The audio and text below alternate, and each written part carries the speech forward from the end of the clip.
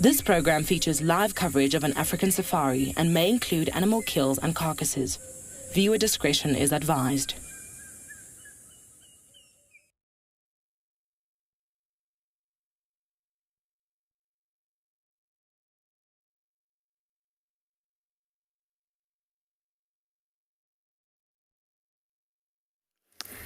Good afternoon, everyone, and it looks like I am late to a pool party. We have 3 male elephants thoroughly enjoying themselves at Gowrie Dam, and I am not enjoying myself as I am jealous and I wish I was in there with them. But glad to have you all here because it's that time of day for your live safari through the African bush.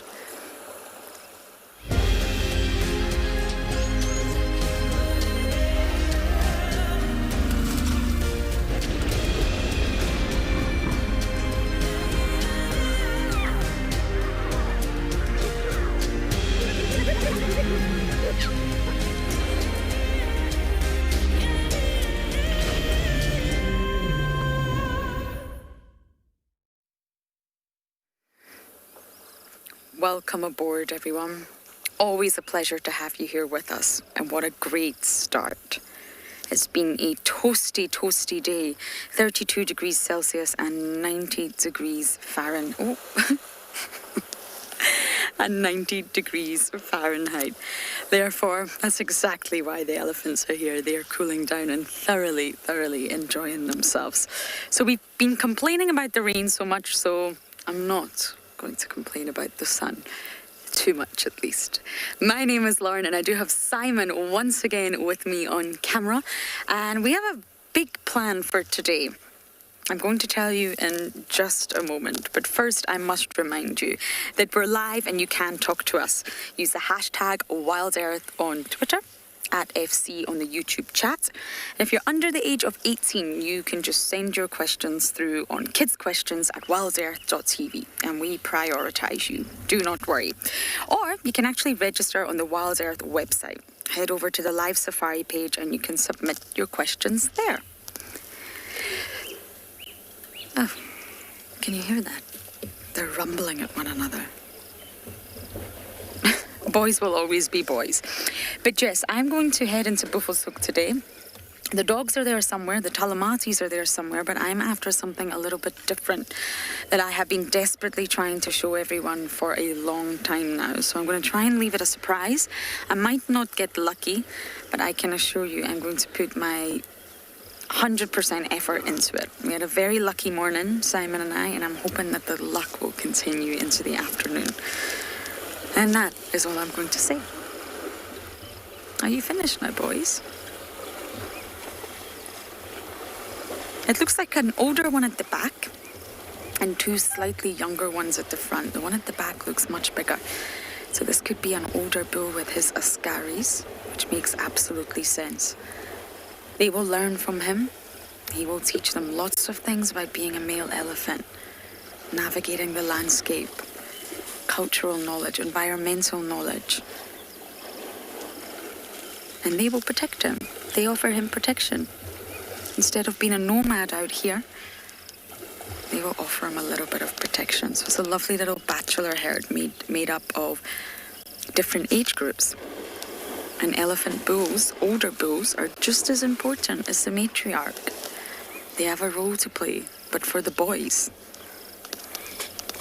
And fighting's all part of it. It's all part of the experience. Not fighting, play fighting, sorry. Wrong terminology there. It's all part of developing into an elephant bull. So his presence, if he stays with them, the older bull's presence will greatly influence the sort of life path that these younger bulls are going to carve out. It'll make a huge impact on their life and their fitness and their survival rate. That's just another factor we call these older bulls gentlemen. Not only are they a lot more gentle, but they're fundamental in elephant societies. The younger ones are going back in.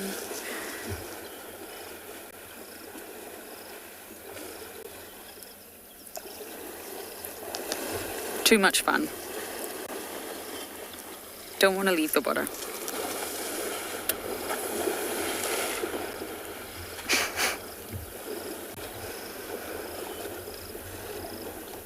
Almost completely submerged, you see that? That part of the dam must be quite deep.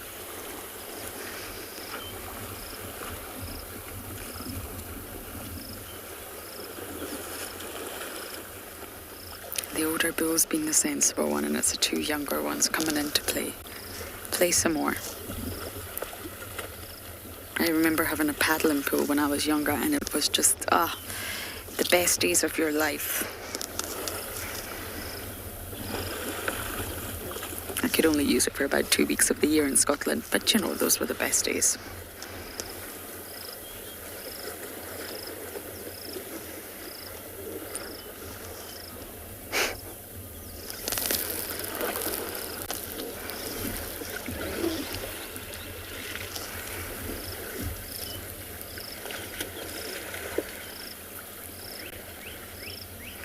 Sharon, that's a good question.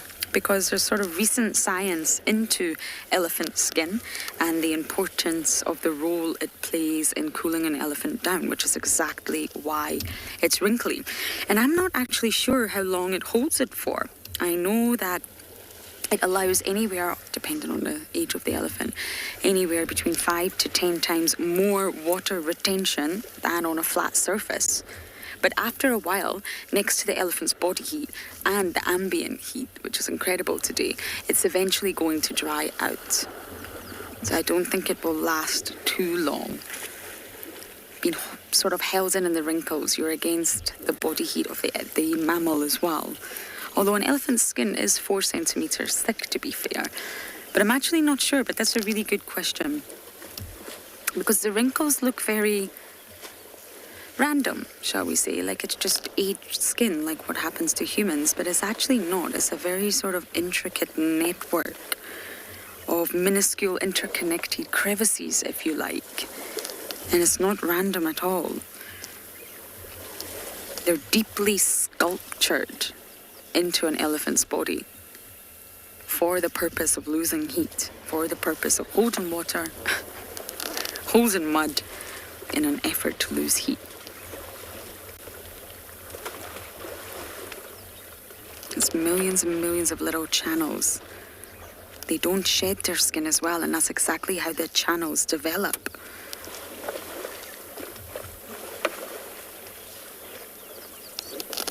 But very good question. I'm really not sure. I just wouldn't imagine it would be too long, especially in this heat.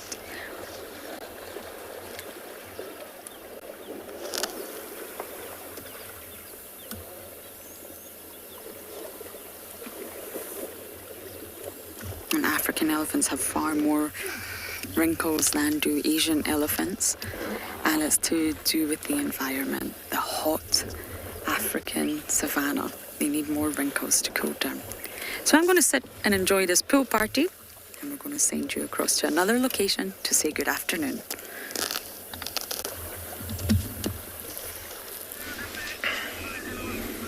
Good afternoon, everybody, and a warm welcome to andBeyond Phinda Private Game Reserve. We've managed to catch up with those 5 young cheetah that you saw the other day with Pete feeding on that impala. And the one looking at us now with his very content look on his face, with a belly rather full, still obviously from that meal that they had the other day, and panting relatively hard as well, so just trying to help digest that food. But the 5 of them all tucked in the shade of a quarry at the moment. My name is Matt, and behind the camera we've got Owen this afternoon. And yeah, today has been quite a hot day here in Zululand, and the 5 of them are in the shade of that tree, just over to our left-hand side. Now, with the head that was up, is now flat on the ground. So I think just enjoying the cooler weather. There is a bit of a breeze blowing, so the 5 of them in what looks to be quite a shady patch off to our left-hand side. You can see the white underbelly of one of the other ones. The one has just stuck its head up, just having a scan around. A couple of ear twitches, and I'm not sure if you can see all of them. I can only count 4 from where I am here, but there are all 5 of them in that little spot there. On our way in, we saw quite a few impala, herds of impala. You can hear a rattling testicular in the background going absolutely berserk, as they normally do. But just watching them, I don't think we'll see any movement out of them for the sort of imminent future. They all look really cozy where they are. Heads up every so often, just scanning around, tail flicks and ear twitches. There must be those little flies that are biting and irritating them around there. But I definitely think I'll spend a little bit of time with them this afternoon to see if they do decide to get up at some stage. They might, now that it's cooler, they might head out into the open and rest out in the open. No real need for them to be tucked into the shade anymore. But very well camouflaged and well hidden where they are there. It's just really the whites of their underbellies that you might see from the road. If anything, we knew they were here from the morning game drive. So I had to do a little bit of digging in terms of finding them again in the afternoon now. But the one's head was up and the other's underbelly was stuck out like a sore thumb where they were. So that helped us quite a bit in finding them again this afternoon. But amazing to see a couple of days later after those full meals just how full their bellies actually are. And if not this afternoon, I definitely think tomorrow the five of them will be in need of a meal again. Maybe even the next day, but the one who's super well camouflaged in the middle, sitting with its head up, its eyes are closed. Now we've got a little bit of movement from the one second to the left. Maybe just a bit of a reshuffle. You can see the white tip of its tail there, quite busy as it lies in the shade. As opposed to the other one lying with its head up, but eyes closed. Yeah, like I said, I'm going to sit here for a bit and see if anything changes. Quite a few birds, well, mostly just the rattling testicular that I can hear for now, and that you can hopefully hear from where you are, chirping away in the distance. And that's one bird that, if it's raining, snowing, you name it, it never keeps quiet. An unmistakable call of the rattling testicular. Minute little birds. I'm just wondering now, if I look in the vicinity that it's calling from, if I can see it up top of one of these little bushes in front of us.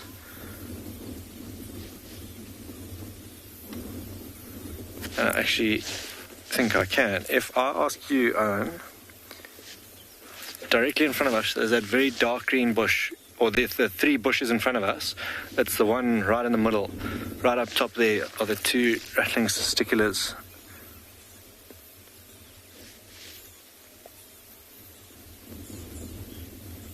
You got him there.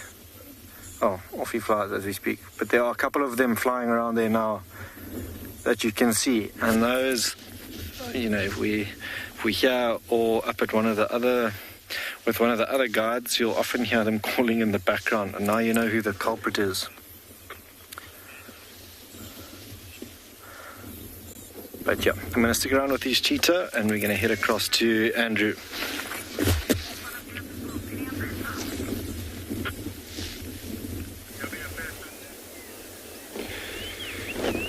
Good afternoon, everybody. Welcome to Djuma Private Game Reserve here in Sabi. Leopard. Amazing what we got here right now. Tingana again. My name is Andrew. On camera, I have Davi. Hello.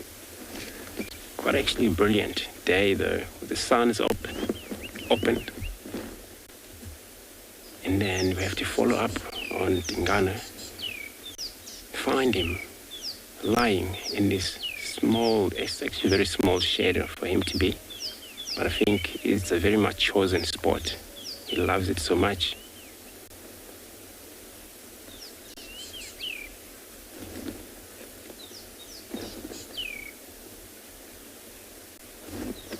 So he's probably been here for a while since it's been actually a very hot day today. Temperature of 32 degrees 90 Fahrenheit, where this morning it was actually less hotter when we left him moving these directions. But then he didn't move far away because of then it was picking up heat though. And then as we drove along the road, we just saw a little ear sticking out in these tall grasses, so we know it's him.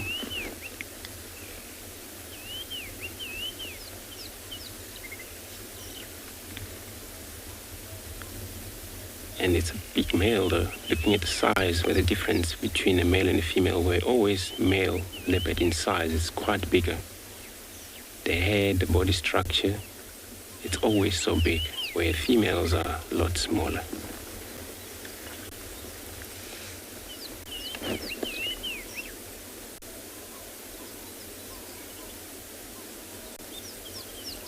So this afternoon we're happy to take your questions, answer your question. You can send us through your questions or register on the WildEarth website, and then you head over to live Safari page and you can submit your question there, and then we can take it from there.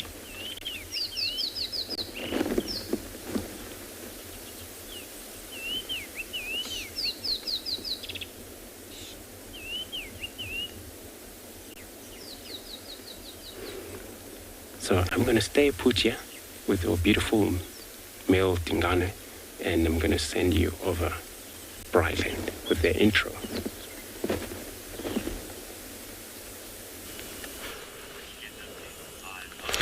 Well, it's a wonderful day here at Pridelands. It's very green, and you might even see an elephant or two moving through the bushes. But we will have a closer look at them once they settle on down for the afternoon, as they are in a little bit of a hurry. My name is Taylor McCurdy, and on camera with me today is Gert, and we are here, like I said, at Pridelands, which is part of Prrivate Game Reserve and the Greater Kruger National Park, although it's quite far that way, but essentially you can get there. We've got an entire herd of elephants this afternoon. What a fitting way to start my first drive back, and I believe that the elephant sightings have been spectacular. Ooh. Much chatter amongst the gentle giants this afternoon. Did you hear that rumbling?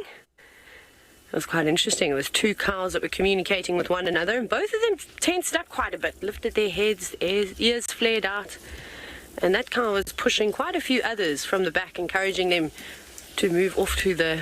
Oh, hello. Hi, girl. Just watch this cow. It's okay. Settle. I think that this might be the herd with the leucistic elephant bull. If I'm not mistaken, I think that female, she had a very prominent tear in her right ear, and I think I remember her from just when I went on leave. We had a beautiful encounter with that leucistic elephant bull, that youngster, and they're quite a big breeding herd. We also had such a nice sighting with the new calf that's in this herd, so we'll try and catch up with them. They are moving all around us, but I was just saying to Gert, I cannot believe how dense the vegetation has got. I mean, I know there's been an exceptional amount of rain over the last week, or maybe not the last week, but maybe the last 10 days is better, and wow, the grasses are really just taking over, and all the bushes have filled out really, really nicely. You can see she's just having a bit of a scratch. There's a big bull that's also moving in quite quickly. You won't be able to see him, but I wonder if it's him that's encouraging the cows to behave in this manner. But we're going to head up a little bit further down the road to catch the rest of the herd. Off you go all the way to the Kalahari to see who is joining you this afternoon.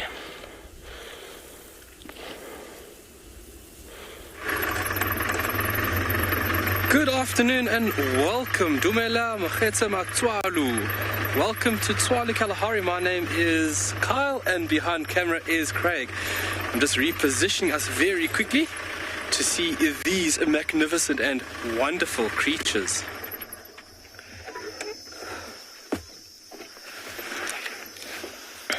As we wanted to say hello, they moved off.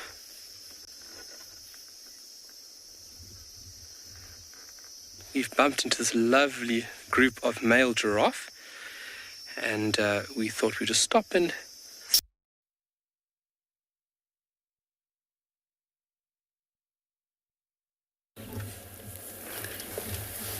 Hi there. Sorry, Tswalu. So we're still here with our Tingana, but since then he fled.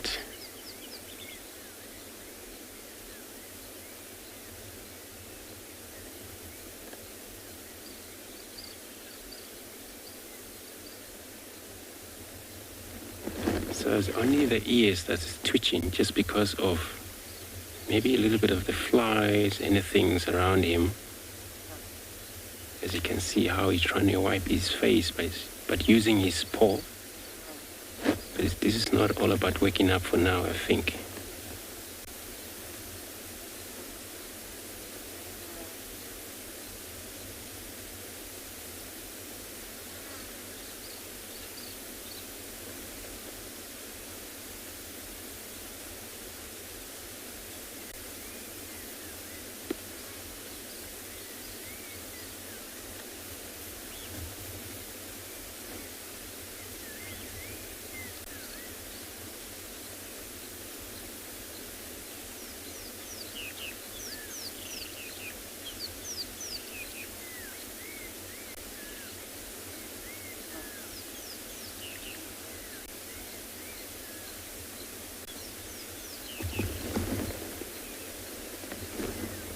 I'm sure until he moves again, this is when maybe it's cool,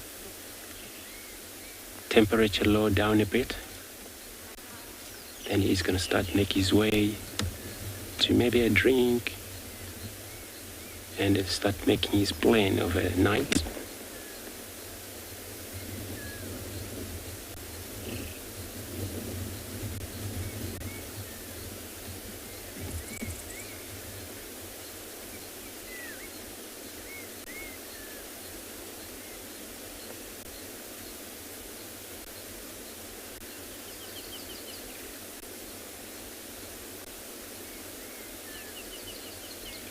And once he does that, getting mobile, and this is all about maybe hunting. I saw this morning he was very hungry, and I don't think he actually managed to kill anything.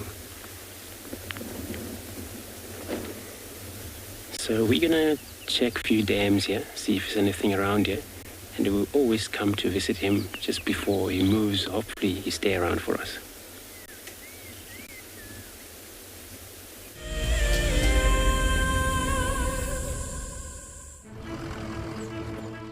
My name is Taylor McCurdy, and I work for Eco Training. I love hearing from all of the viewers. However, I particularly enjoy those of you who have been watching for a few years. Your questions are just so advanced, and they really get me thinking.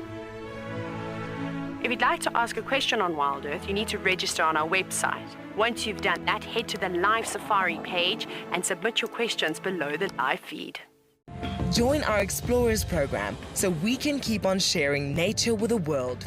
For a monthly subscription, you will have the opportunity to win fantastic WildEarth expeditions, have access to an animal identification app, receive weekly highlights from our shows, and much more. All the money will go to keeping these live safaris on air, which in turn connects a global population with nature. Hello everyone, my name is Trishala and I am a naturalist and safari guide here in Djuma Game Reserve in the Sabi Sands in South Africa. I think that the information that we provide, and most importantly the questions that you ask, give both you and I a really good idea of what's going on. My friend Fernando here, he's a flat-necked chameleon and I love them. They're just these gems that you manage to find in the bush. Catch up with the guides daily here on WildEarth. Have you been watching WildEarth and dreamt of being right there on safari with one of the guides? Well, now you can. WildEarth is offering you a chance to buy a ticket to dream. You or a friend can hop on board a live WildEarth show and join our guide on safari. The ticket is redeemable at any of our locations, anytime in the future. Only a limited number of tickets are available, so don't wait. Get your ticket now and start dreaming. Terms and conditions apply.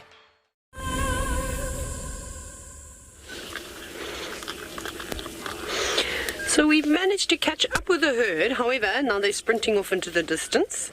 Like I was saying to you earlier, there was a relatively large bull, not one of the biggest bulls that we've shown you. And he's caused quite a stir. For a moment, well not for a moment, a couple of minutes they were stood quietly out on the road. And of course now they're marching on down the road. So we're going to have to pick up the pace and follow them, as the dense vegetation doesn't allow for us to see through them. Or through it, sorry, as we were just a few weeks ago. There's just one elephant stopping to browse. But they've definitely settled down. They're not as vocal as they were. It's like they came to terms with the big bull being through. He stopped being quite boisterous and pushing the youngsters around. That's good. Let's just drive down the road a little bit because they're all gone now. It's a massive herd of elephants. So I think if we can get them out in the open, we will find that leucistic bull, and I definitely think we'll see the little elephant calf too. This is somewhere around here. So there's most of the cows just in front of us. A couple of youngsters having a tussle. Don't go in there. Come back. Now, it was only a matter of time before someone asked about Susan, my favorite elephant. Let's watch these two.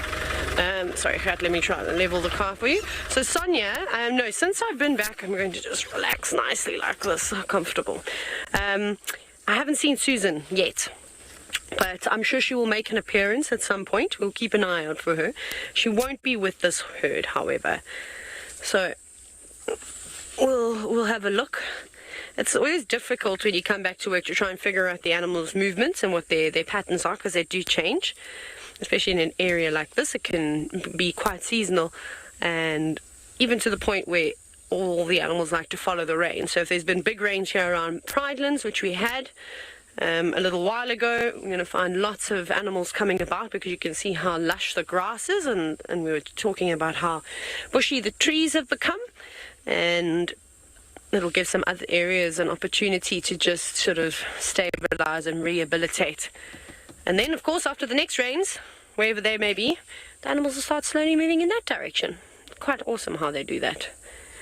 Now what they're doing is exactly what I didn't want them to do, is because if they carry on heading through to that drainage line, we're not going to see them, and there's no real roads that we can follow them. But you see that bull at the back is flapping its ears quite a bit, so it is warm, so it makes sense to go down underneath all the big marula trees and scotias and jackalberries and things like that line that drainage line. It's also lovely and low-lying and nice and cool. There won't have to be much flapping of the ears.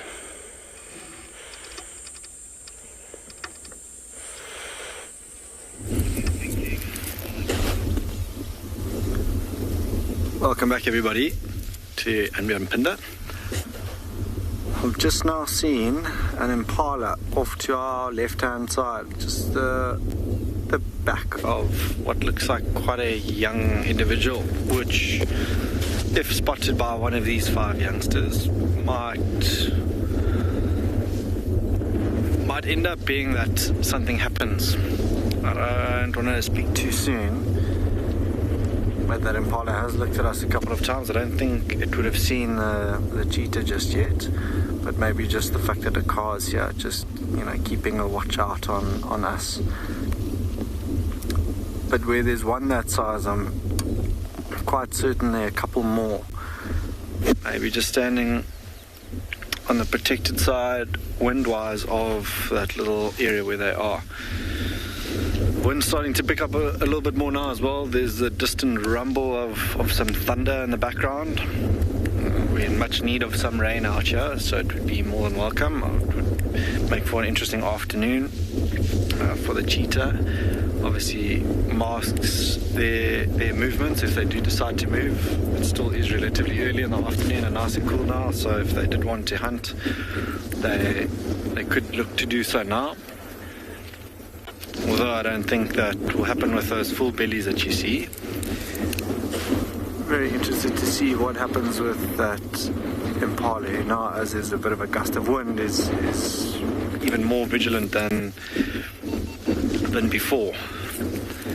But it looks like a lamb that was probably born a couple of weeks ago, November, December time, a month or 2 ago, just because of its size. And in this area as well, there are a couple of watering holes with some quite steep drainage lines that run below or on the backside of them. So really good vegetation for things like leopard as well. So yeah, we'll sit here and see if anything happens. Or maybe we go in search of one of the other cats, but we're going to head off to Tswalu. All right, let's try this again. Welcome to Tswalu. We have just located a little meerkat, and looking at his behavior, it looks like he is looking for his buddies. It looks like he is trying to locate the rest of the colony. You can see how he's moving and he's looking. He came right in front of the vehicle, not bothered one bit about us. I think he's actually going to start climbing in the tree there.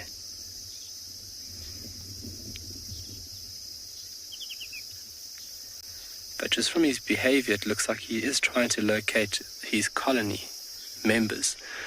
So there could be a little predator in the area that disturbed them and they all went in different directions. And now is the difficult task of trying to locate individuals through this long, lush grass. Let's pull forward a little bit, Craig. Let's see if we can get him. Oh, here he goes there.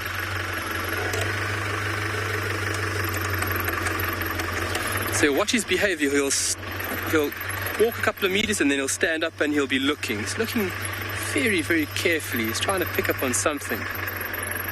And it's unusual to see a meerkat by itself because it's very dangerous to be out here on your ace. You want to be with members of your group.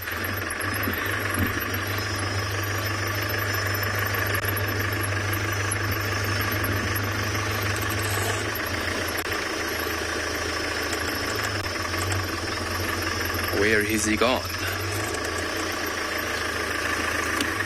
And just to let everyone know of our POA for this afternoon, we are en route to the location of these tracks.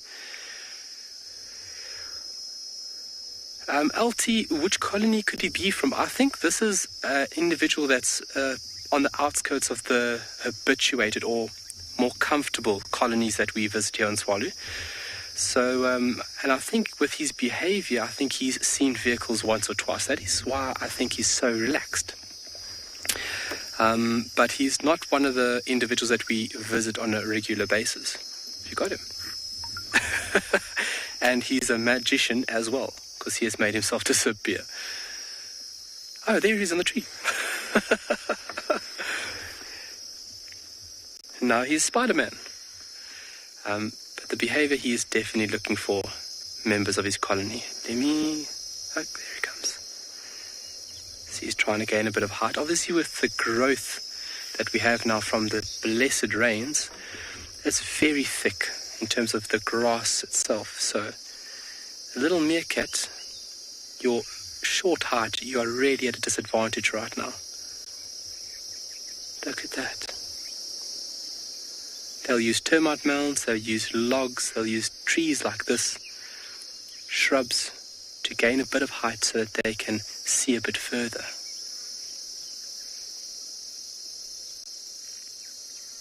He doesn't know how to get down.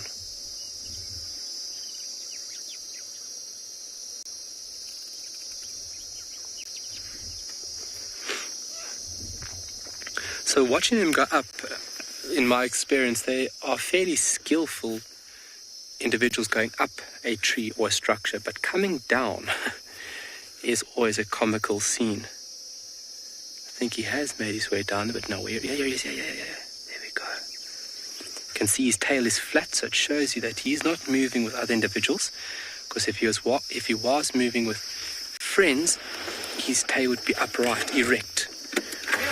The tails are used as visual cues. Okay. I don't see any other little meerchaps around here.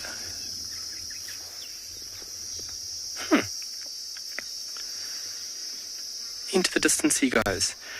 So we aren't going to go any further after him. We're just on a set of off-road tracks here, and we are going into an area where these cheetah tracks were left from this morning. And what we're going to do is we're going to locate the tracks, and from there we're going to try and see if we can narrow down on the exact location of these wonderful animals. And then hopefully with these beautiful overcast conditions for this afternoon, we will spend some time with them and see what they do. And it's such a beautiful afternoon at that.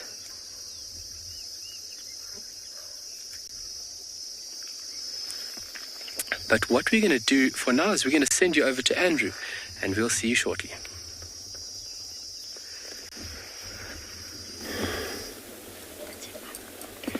Thanks, Carl.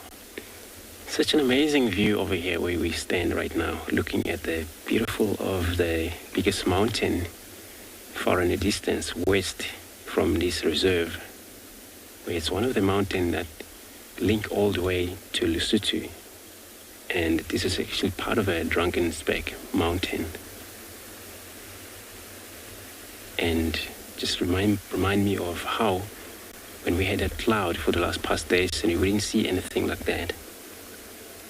But all just come out beautiful clearly because of the skies that is clearly and very much beautiful sky there, as you can see the clouds right above it.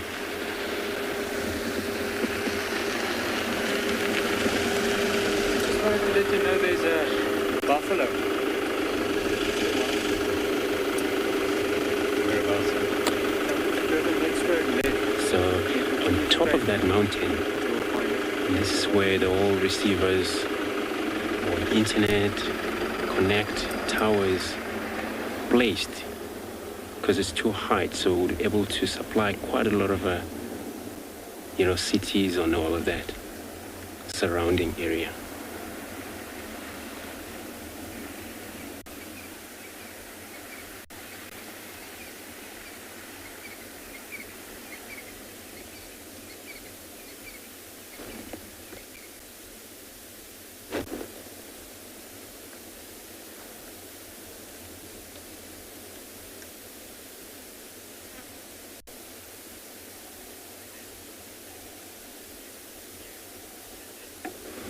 Linda, you're right.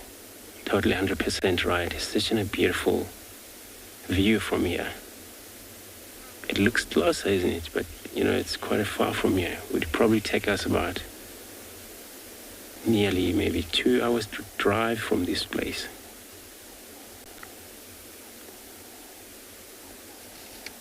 This is where when you're near it, when you look at it, you look up this height, sky almost, because it's so tall, big mountain there.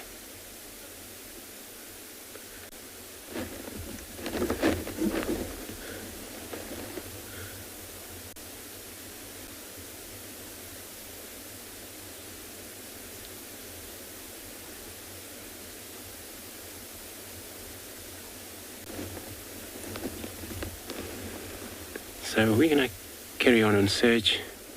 Hopefully we found something in this hut. I'm going to be sending you over to Phinda.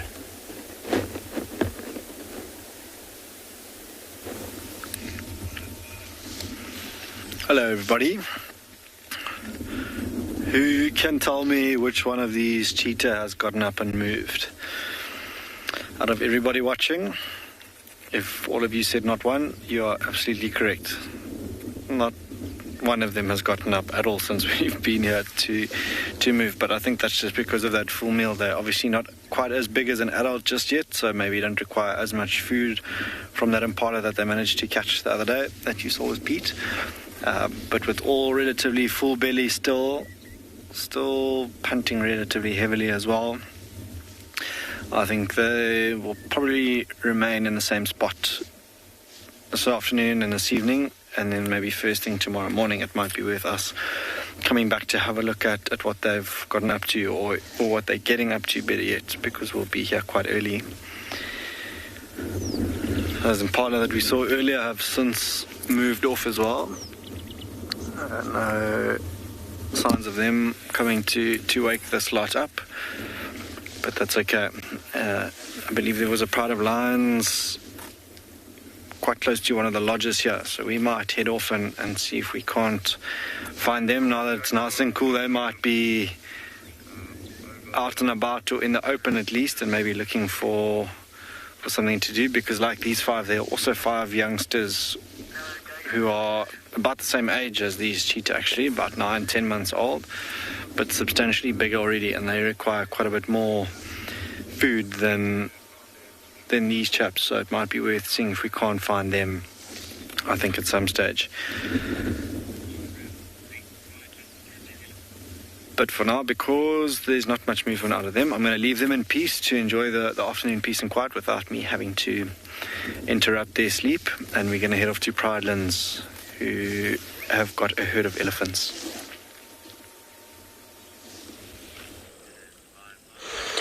So, finally, actually it didn't take as long as we thought it was going to take, but the elephants have made it to these little mud wallows. I got out of the car, prepared a tracking segment, was so excited, and then Gert went, the elephants are behind you, Taylor. And I went, oh, well, that's disappointing, but in a good way. Can you be disappointed in a good way? Anyways, 2021 is the year of anything. Right, so it's the same herd.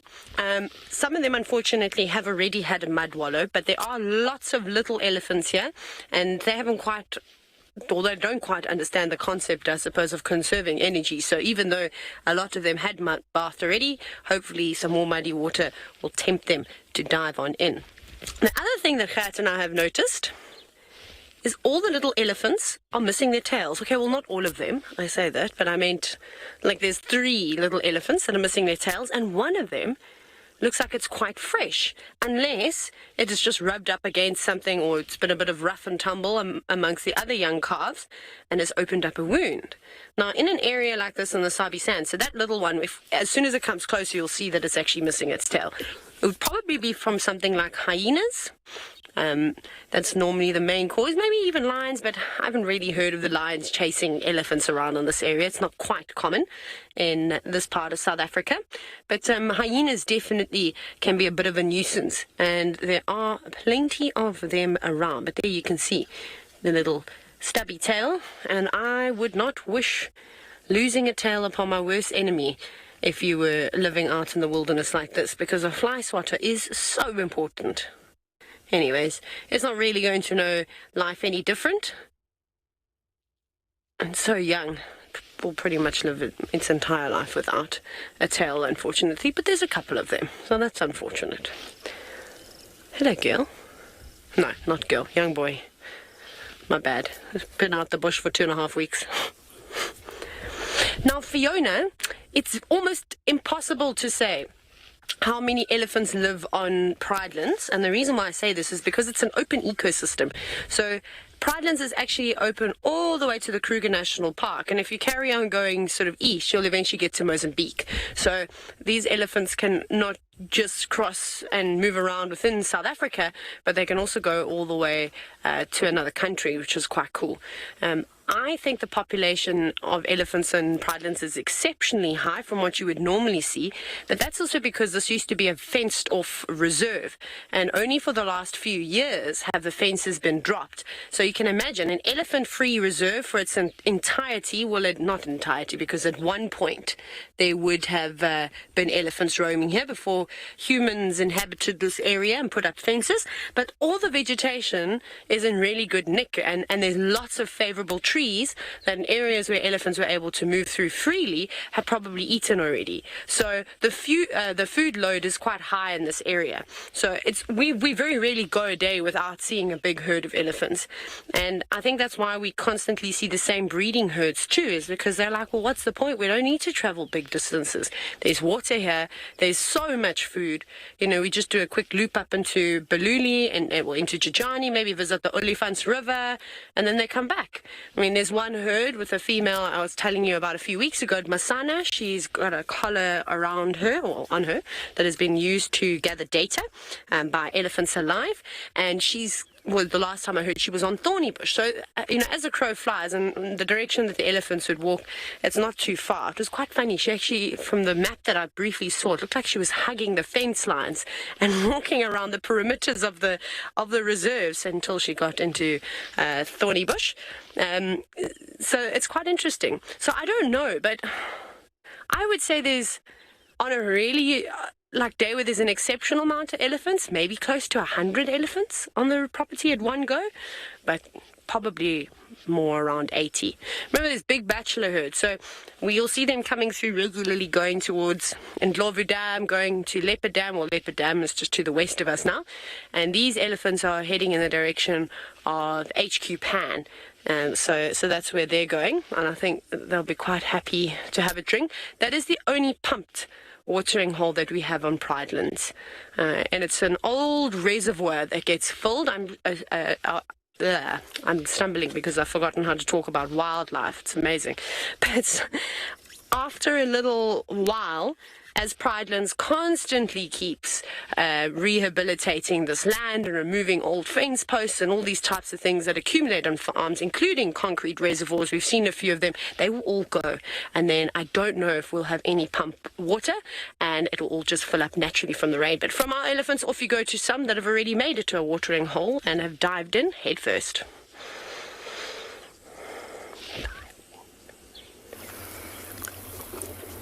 This is another pool party I was not invited to.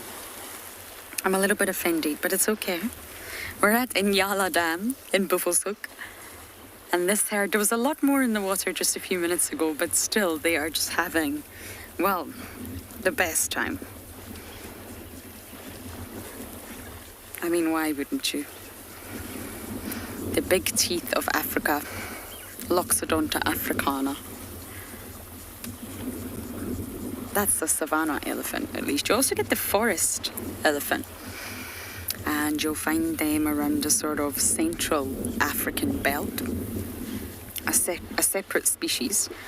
And they're said to be one of the last remaining sort of mega herbivores. The forest elephants are extremely important in their environment, as up in Central Africa, in the sort of real tropical forests, they actually act as seed dispersers and forest bulldozers. Not too unlike our African elephants here, our savanna elephants. And they'll sort of eat over 100 different species of fruit in the forest. They'll trample bushes, as they do here. They'll knock over trees. They'll create their own trails and their own clearance. And therefore, their sort of ecological impact up in Central Africa, or at least that belt, affects the tree populations, and it's said to affect the carbon populations as well. There was an interesting study about the fact that the forest elephants are in decline and what that will do for the carbon policy. So we have a lot of elephants here, of course, we see them, but they're still listed as vulnerable. We're just very lucky in the numbers we see here. And of course, Taylor was struggling to even think how many elephants would be in Pridelands. We have lots of... Look at that one jumping on the other one's back, Simon.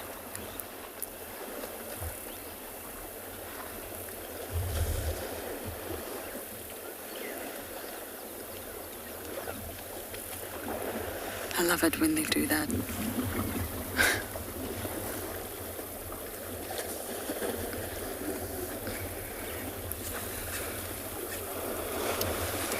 Yes, but you're asking, how do they get so much energy from grass and leaves? Just like all, or a lot of some of the biggest and largest animals we have on land are all herbivores. Giraffes, elephants, rhinos, chimpanzees, even your really, really big antelope like your eland, all very large animals, buffalo, all herbivores. They have a special sort of way of extracting amino acids from the vegetation, which allows them to build protein.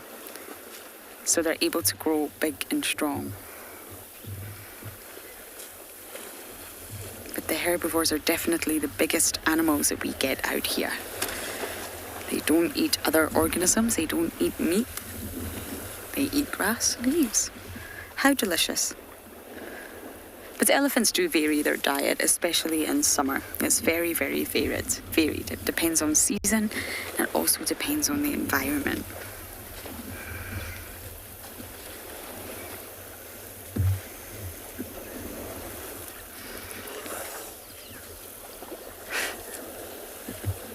Although they are having the best time, this is also extremely important to help them to cool down. It will cool them down almost with immediate effect. Just like when we're in a really hot place and we jump into the pool. It's almost instant, that relief you feel.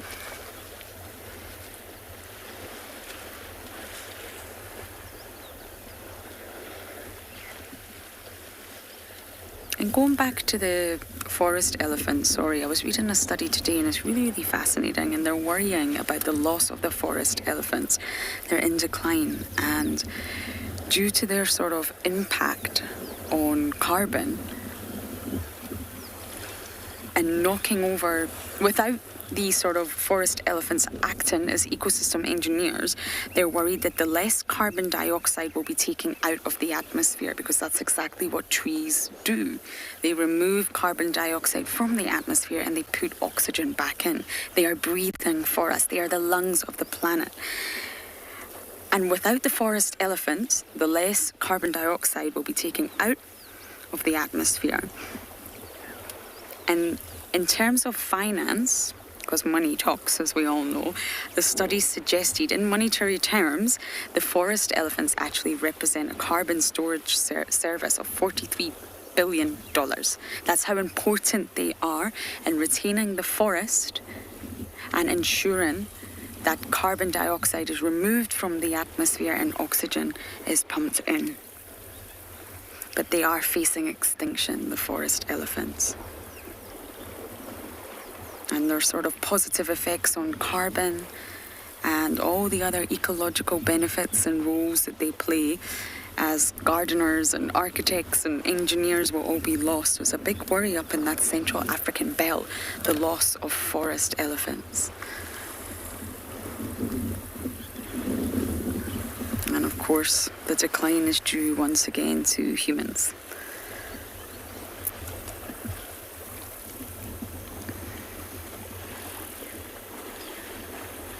Once you lose a species, there's no going back.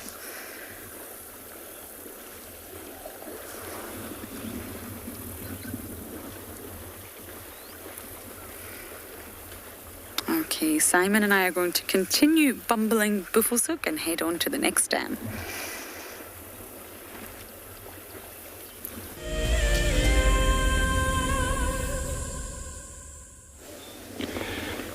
Thanks, Lauren. Good luck checking all dams there. See what we find now here with these impalas.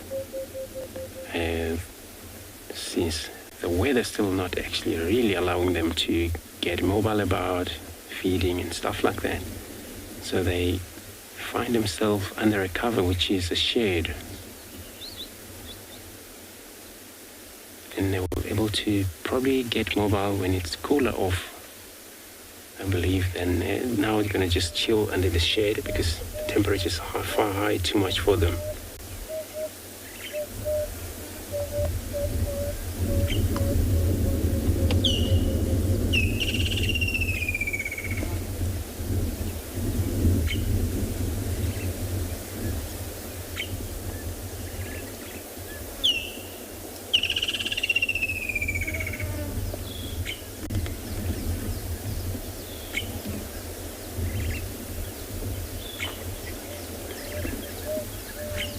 So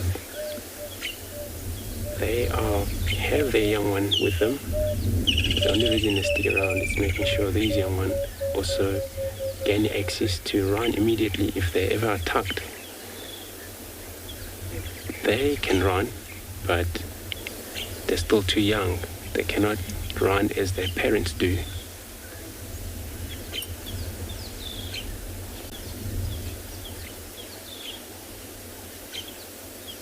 So we're gonna move on, search around the western boundary, see if we find anything.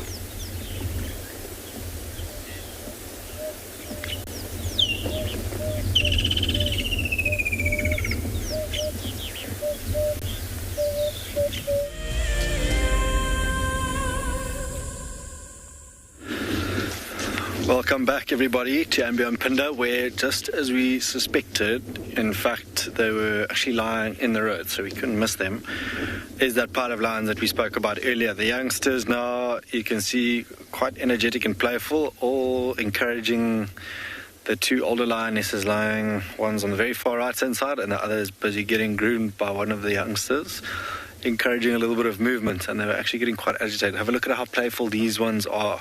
These five compared to the other five cheetah that we were with. They won't lie. There's literally ample space everywhere out here to lie, but they will lie on top of each other and are full of energy, just making the most of these cooler conditions. It was a hot morning and afternoon, so disappeared into a thicker, a more sheltered area, but now that it's cooled off, out in the open. And yeah, you never know. If we spend a little bit of time with them, if something happens to come their way, we might be in for a bit of luck with them this afternoon. But lovely to see them. You know, typically lions can spend the majority of their day fast asleep. But this lot now, quite a bit more active, at least than the cheetah, and a lot more active than when we normally see them.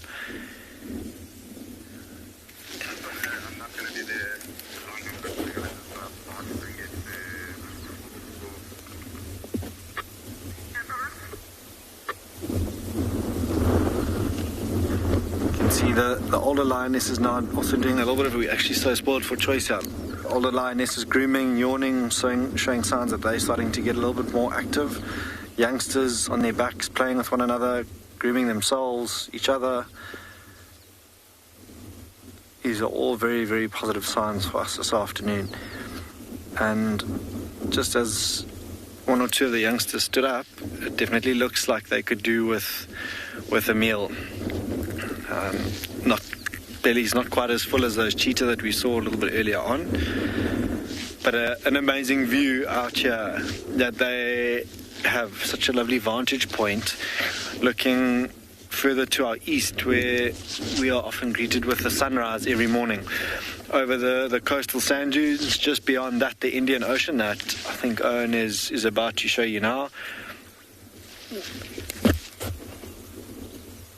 False Bay in the distance that you can see as well, but that coastal sand dune that eventually takes you to St. Lucia is what these lions are all taking in this afternoon. A magnificent view, and yeah, just the cooler conditions I think they are extremely grateful for.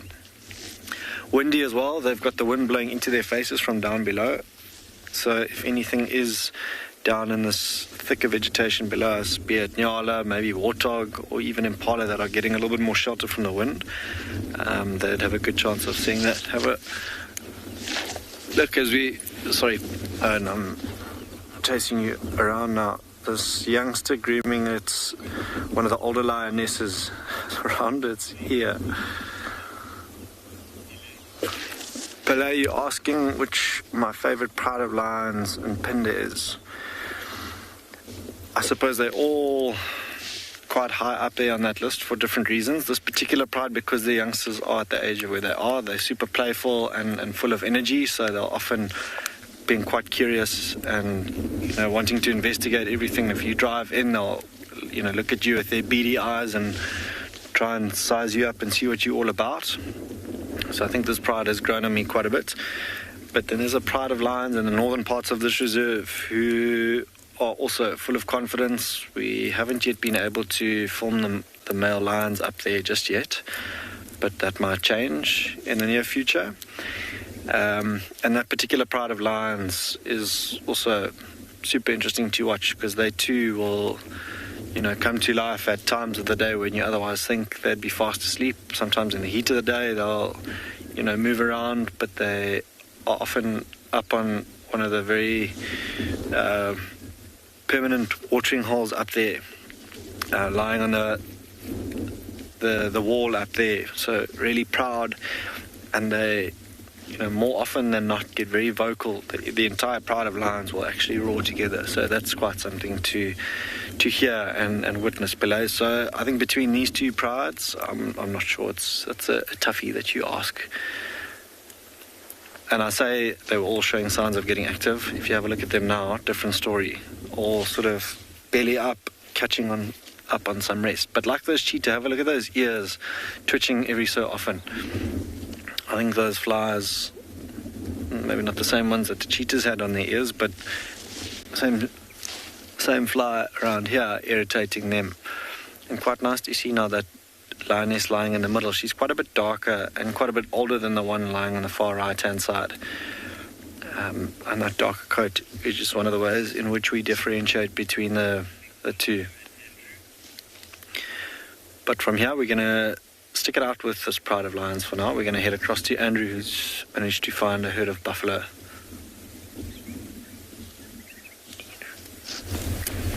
What was the question about? Thanks, mate. So we now find, for now, looks like an individual bull buffalo lying in a shed. But this is where we saw the rest of the group this morning. So they probably moved, and then if it's only one or more than, then they're still left behind in the same area. Probably because they found themselves lying in the shallow of these muddy pools for a long time, and the whole herd move there without them. But is a chance you would keep up with them, or if there's a chance that they may move this direction again, they would have hooked him up again, and you were able to follow them.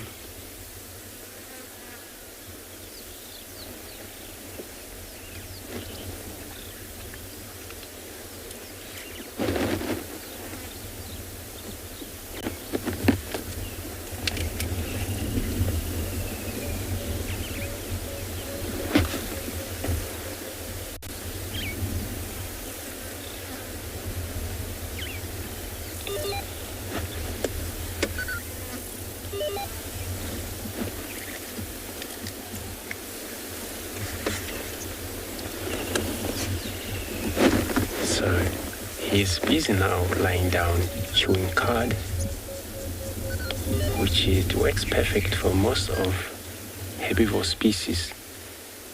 And when they're lying down, there's a bovine, and they were able to regurgitate the cud, which is the grass that they have eaten recently. And of course, when they do that, it makes more room to that container stomach, which means in the next time you would be hungry, feels like you would eat again.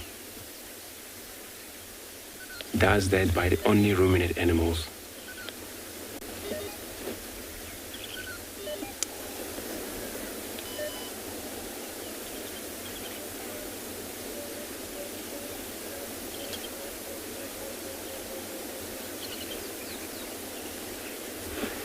Mali, you're asking what is the buffalo lifespan, and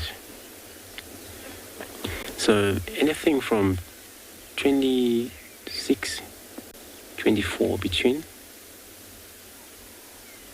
and then also they are very much, I would say, this time of year where it's grasses, and they would succeed because there's no disturb for them, unless also understand they're in the wild as well.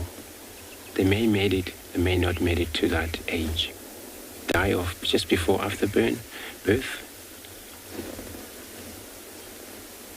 or age of 11 due to lions or any diseases in this wilderness.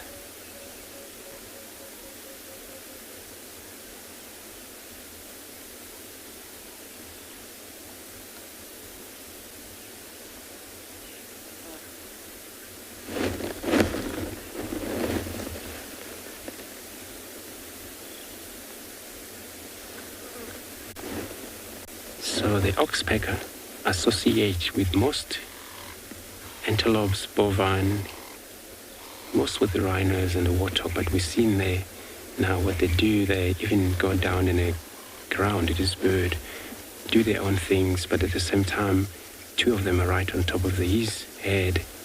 What they're gaining access for insects, ticks. But sometimes if they spot danger before that buffalo spotted, and they will fly immediately, but also that buffalo stood up and wander around what is coming.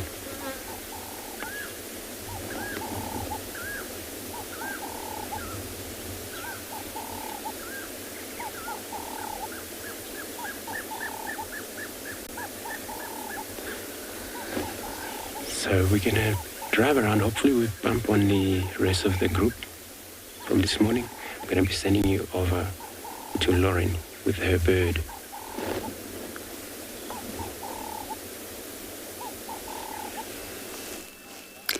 I cannot believe it, everyone. I think I've just managed to tick off one of the birds on my wish list.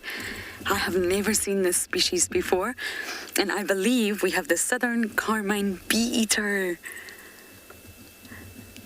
It's not ideal that he's on a power line, but you know, that doesn't matter. Oh, look, it is. Yes. I have never seen a Carmine bee-eater. They didn't come last year. They didn't arrive as expected. And here we have one up in Buffelshoek. Now, they're an intra-African breeding migrant, so they normally arrive here for summer. Around September time, maybe. The very, very sort of start of summer, or maybe the tail end of spring. And they'll leave in March, April. And they go back up to the north of Africa, and they're here to breed.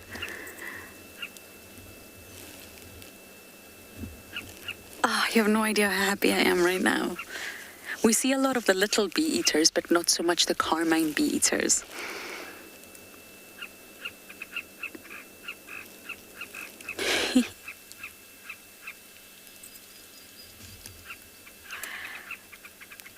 Can you hear it?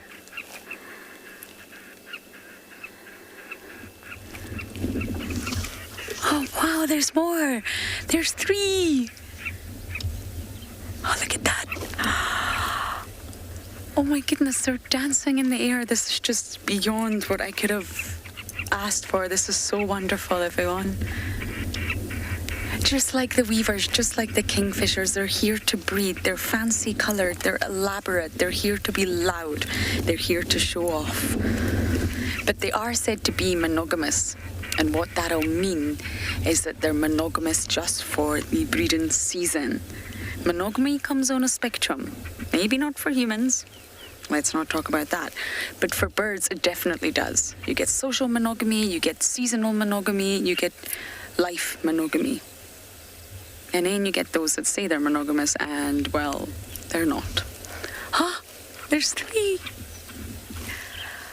No, I lie. There's 4. Where are they all coming from, Simon? I can't see where they're all arriving from. There's 5. Ah. Drake, I'm so happy it's a new bird for your list. It's mine too. I've always wanted to see the Carmines. We were so disappointed they didn't come last year. I'm not even sure we had them the year before. Djuma's not the ideal location, but the Mulwati is. You'll find that they sort of create tunnels or use tunnels that are excavated in riverbanks. So those holes that you see as you're going along the Mulwati, that's perfect for the nests of the Carmine bee-eaters. And they're here. And the European molars are back as well. Life is not entirely normal for us, but in terms of the wildlife out here, it's definitely getting back on track. Now, the sexies are very alike. So looking at an individual, I'm not sure I could even tell you if it's male or female. But the tail streamers, those really, really long sort of feathers that come out the tail. I've not got the best view from here, but you can see them when they're in flight. The males are slightly longer, but only by about 20 millimeters, really not by much. And out of all the bee-eaters that we get here, it's the Carmine bee-eaters that are the largest of the African species.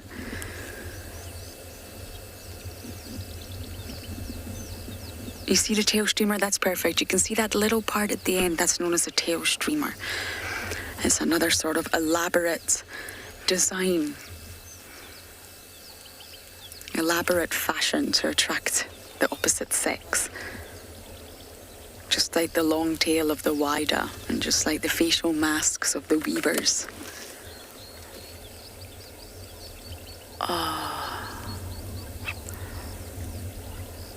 I am more than happy with this. I'm obviously looking for something else for you, but this is just the best. And if you're all new to watching WildEarth, and even if you're not new, start lists. I mean, I love lists. My mum creates a list for everything. We go shopping. Shall we write a list? Okay, let's write a list. Do we ever look at that list? No. But it's there, in theory. And so it's probably in my DNA to write lists, but I've got a reptile list, an amphibian list, an insect list, which is broken down, butterflies, dragonflies, a bird list. And it's actually really exciting to start writing down the species that you see. And before you know it, you'll have found that you've actually seen a huge range of the most beautiful species. So if you haven't started one, I completely recommend that you do.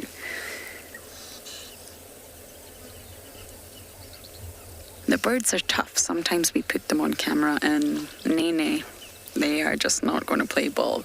But these Carmine bee-eaters are being so obliging. I think this is the first one from Djuma's side this year.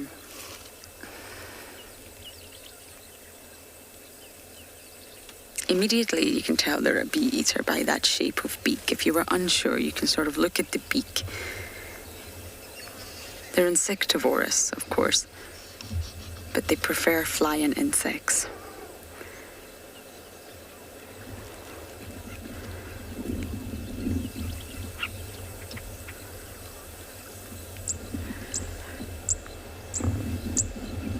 And what I mean by flying insect is they catch them in the air. They're aerial foragers.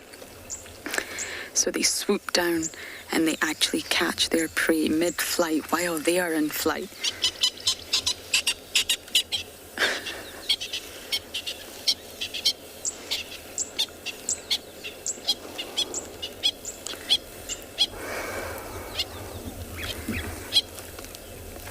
Ian, I'm actually not too sure.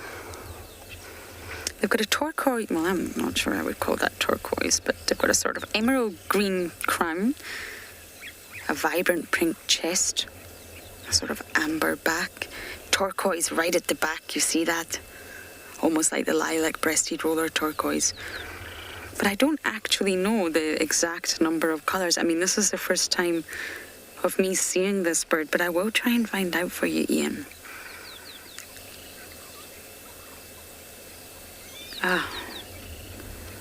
Such a satisfying feeling when you've been looking for something for so long and you find it. Just by chance, actually.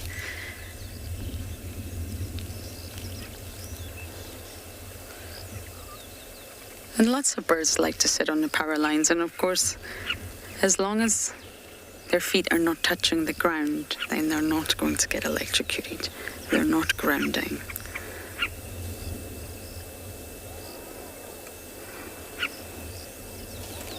Now, these birds, although they are very fiery in colour, they're actually known to be very attracted to bushfires, believe it or not, because they can swoop in and catch all the insects that are fleeing the fire in the air. They're quite well known for that.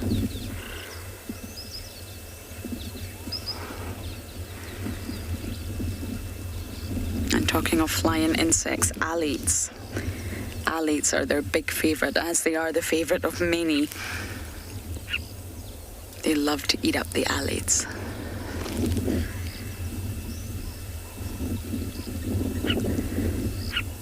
But hence the name bee eater, in case anyone was confused. They do eat bees, and they're able to sort of smash them and bang them against the perch or a tree or wherever they are, and this sort of discharges the sting and the venom. So they're very expert bee eaters. I'm going to sit here just a little bit longer, but we are going to send you over to someone else that I can't remember because I'm far too excited.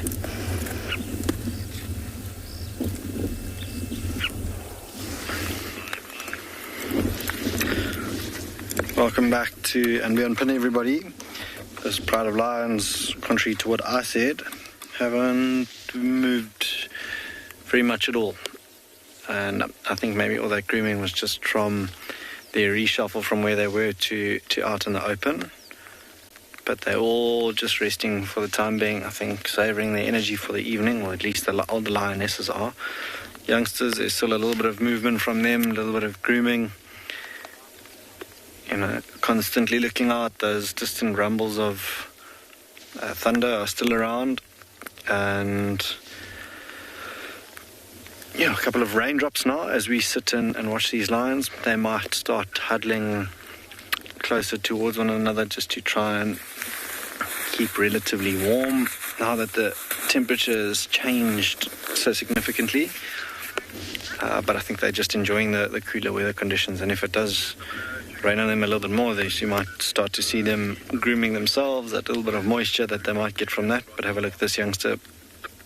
Oops. And see how everyone pricks their head up just to see what's going on with that movement and the noise.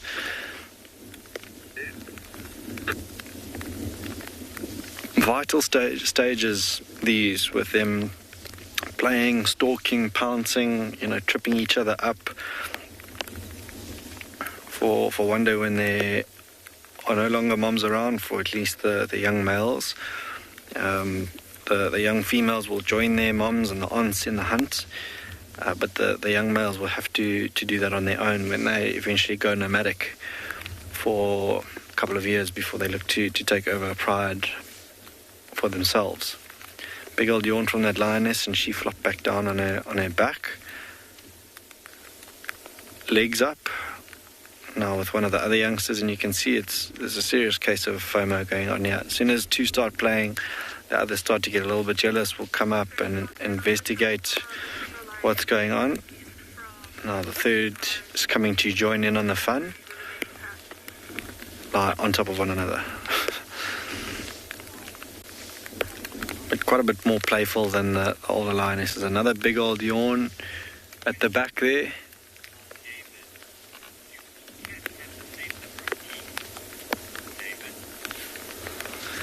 David, you're asking if all cats have the same number of teeth.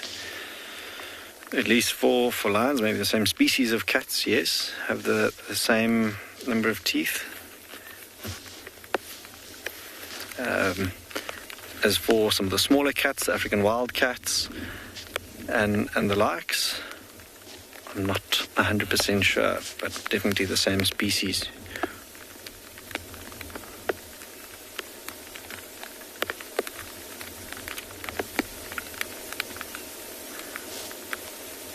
Super playful.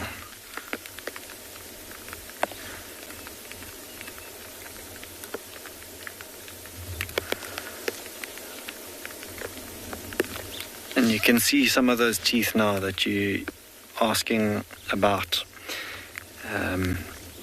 They, like us, also have 2 sets of teeth. As youngsters, they'll have 26 teeth, but then as adults, they'll have 30 teeth, which is quite interesting. So, yeah, in that sense, they do all have the same, maybe just smaller versions when it comes to the African wild cats and the likes, just miniature versions of these ones. There's that grooming going on that you see there at the back with one of the youngsters. Like Owen said, we were promised rain at 3 o'clock, but 2 hours later it is starting to roll in. So we'll stick with these lines as long as we can. And I wonder if now that it's not starting to rain, youngsters starting to get a little bit more playful. You can see the head shake of one of the youngsters that's now stood up, a little bit of a stretch.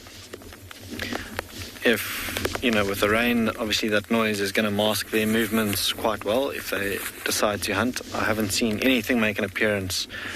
No Ngala for this area is quite good. Even up here in the mountains, things like kudu could make an appearance. Even scanning with the binoculars. Not even heard of impala, but that's typical when there are predators around. That general game is not as abundant as normal, or as it otherwise normally would be. Have a look at that youngster on the left. Looked like it was doing that phlegm and grimace briefly, and let's see if it, whatever it smells there, if it doesn't do that again. Have a look there.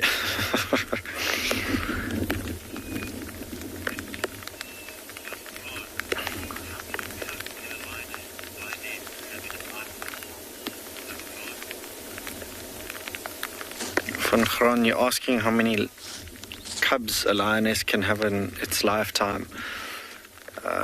Well, that obviously varies on how big the litter sizes are. A lioness will only reach maturity at about 3-4 years old, and lionesses in the wild only live typically around between 15 and 17 years old, and will have to sort of nurse and look after their youngsters until they're about 2 years old. So, you know, if anything, I'd say about 4 or 5 litters at most for lionesses. And that obviously also depends on whether or not other male lions might take over this pride. These youngsters are not theirs, so they'd obviously try and kill these youngsters, which then means the lionesses go back into estrus, and those males can then mate with them. So there are a whole lot of factors that one would have to take into account for that. As to how many exactly they have, I think that can also vary. Sometimes, you know, they only bring up one. Sometimes they have a few more cubs in their litters. So it's very tricky to give a precise number there. Amazing to see them also busy. The heads going, and the only 2 heads that you don't see moving are those of the adult lionesses. Maybe just the odd ear flick, but the rest grooming, shaking their heads now that there's a little bit of water, and that often provides for very good photography. A slower shutter speed of a lion, particularly a male lion when it's been raining, when he shakes that mane dry, would be magic. We're going to sit with these playful lions for now and see what else happens.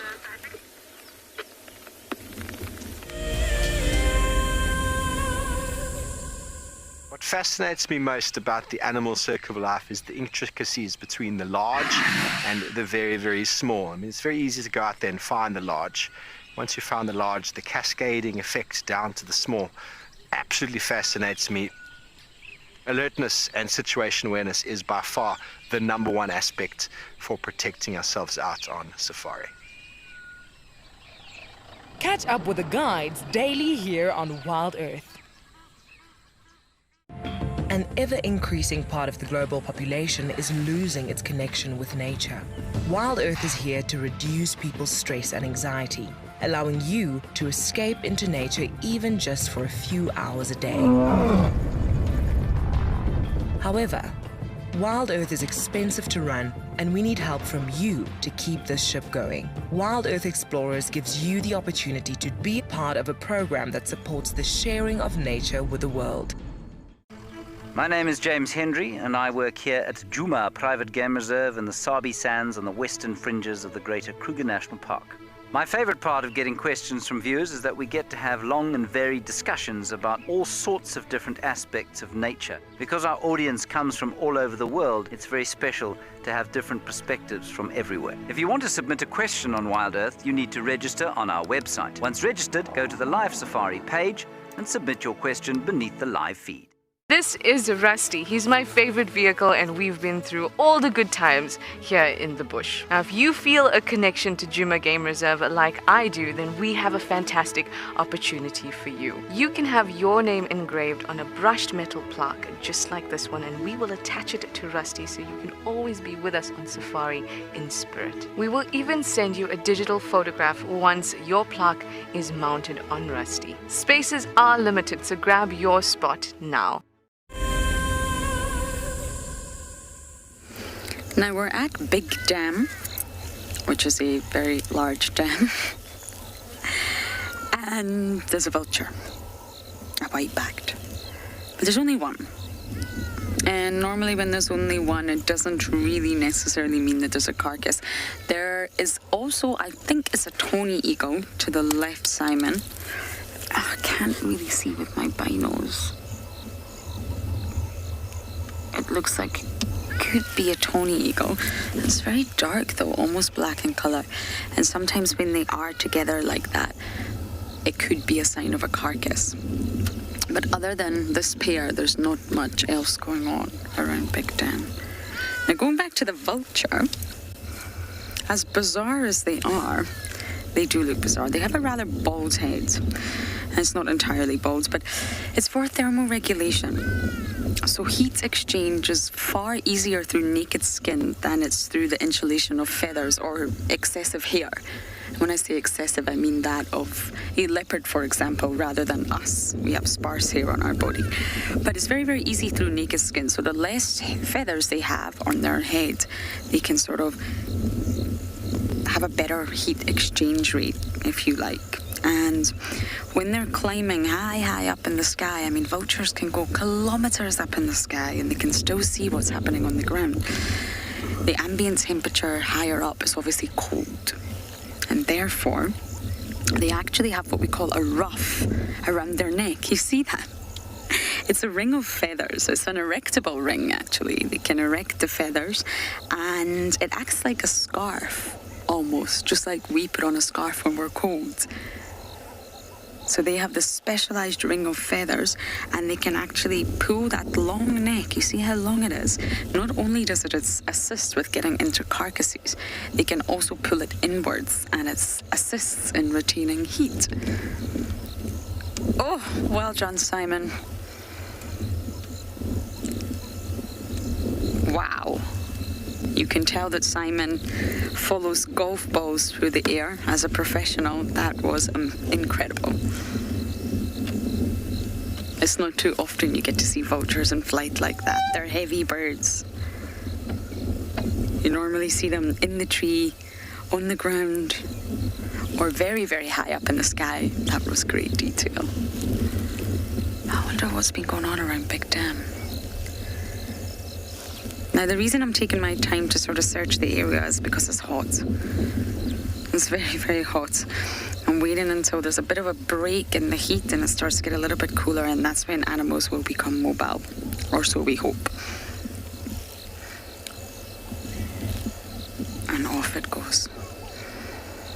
So I don't really think anything exciting was happening here. And vultures are linked to hyenas, I guess, in that they're both scavengers. So they get compared a lot. And the vulture's stomach acid is incredibly corrosive.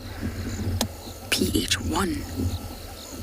And this means it can sort of digest extremely putrid carcasses that we can't even bear to think about. Those that are infected with anthrax, the anthrax bacteria, the hog cholera bacteria, even the botulinum toxin. It will blast it all away. And these bacteria would be potentially lethal to other scavengers, and yet they're not. They don't harm vultures or hyenas at all. It doesn't even affect them. I think this is a Tony.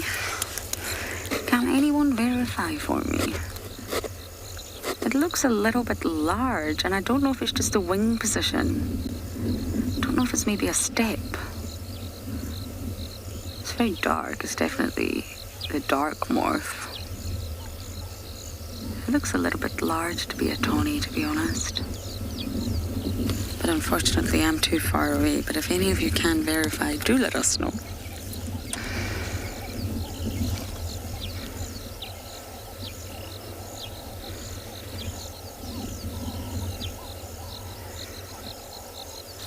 Okay, Simon, shall we begin bumbling? Continue our search. It's been a lucky day, so I think my luck is going to roll right in. Simon's my lucky charm, actually. Don't tell them.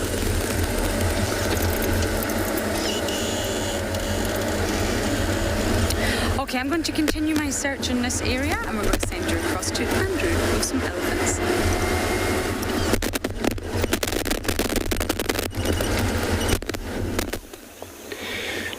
Good luck, Lauren, again. See what we've got here. We got a breeding herd of elephants. Looks like more in the bush, but this is what we can see right now.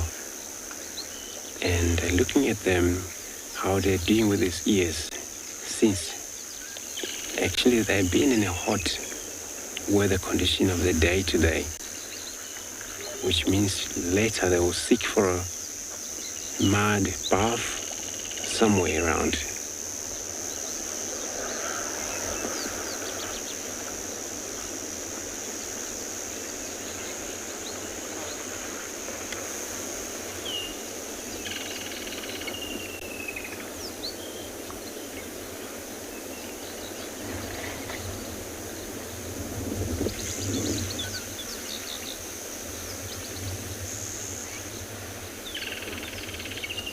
Off they go. So this is quite a nice densey bush where they might maybe spend time if there's a storage of the water stuck in one of the drainage line here, or they will pop out on the other side. Then they will be coming near that buffalo position, that single buffalo we saw earlier.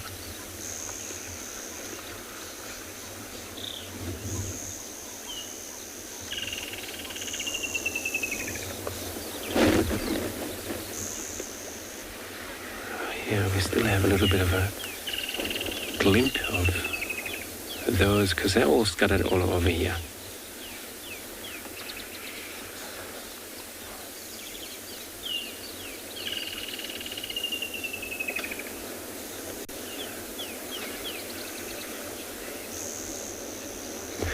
Actually, indeed, it is very green, and it's so surprising. I mean, seeing thicket like this, where, if I remember correctly, in the winter, what you see through inside, far from there. So you see pretty much 100 yards as you drive, but now not at all. What you see, it's all green, tall grasses that take places.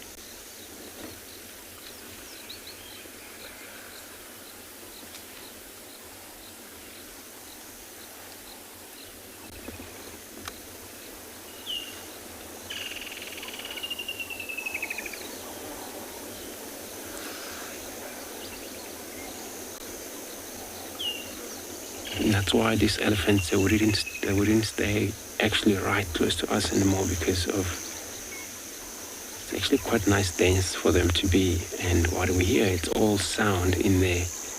Maybe it's one of these wet areas, soft ground, where they have made themselves and they were able to spend a lot of time in those, suck this mud, pour over their body, just for all about cooling off.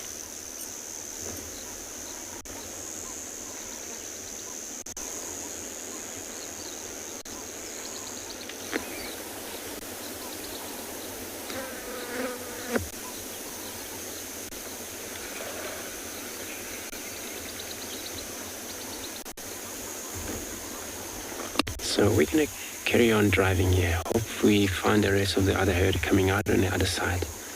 And I'm going to send you over to Pridelands.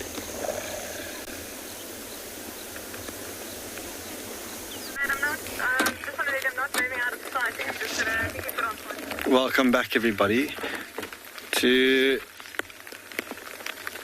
these lions who have shuffled around a little bit more. You see the youngster, one of the youngsters lying on the road, came to investigate us putting the ponchos on. There's still that sort of semi-consistent rain from up above.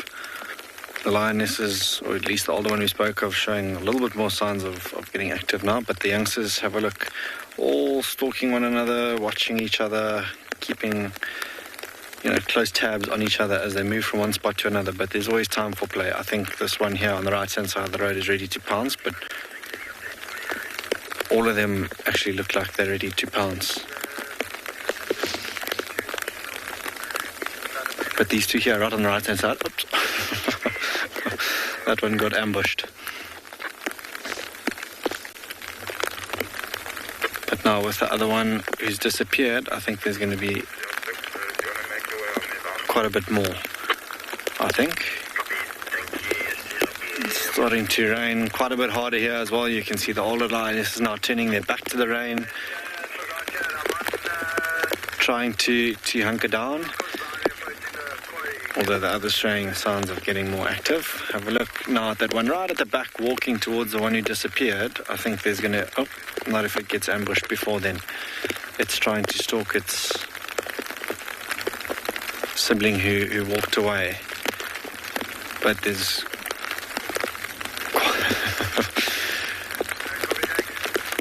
magic seeing these. It's so amazing to see them so playful with one another in conditions that are far more favorable for them, cooler conditions. To see them as playful as this out in the open is always a treat.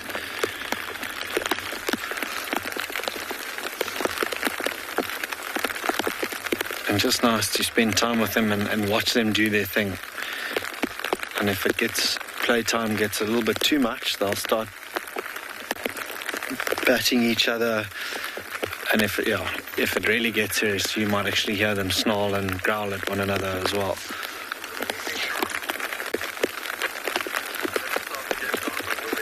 But I think just loving these cooler conditions. Grace, you asking if all of them are females? No, the two older lionesses, yes, they're females, but out of the 5 youngsters, there are 2 males, one of which is running off on the right-hand side now, with its back towards us, and there's another one, I think, also just walking away from us. So there's two males, the 2 that are actually playing with each other now, and then the rest are all females that you see in picture here.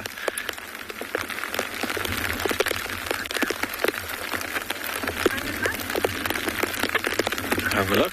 Comes another stalk here.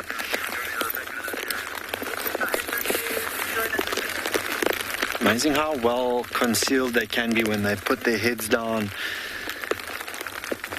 and ambush and stalk one another, and deadly quiet, because this rain is now masking their movements more. That I don't think that lion cub on the left hand side heard that one coming because of the rain. Gripping each other's tails now.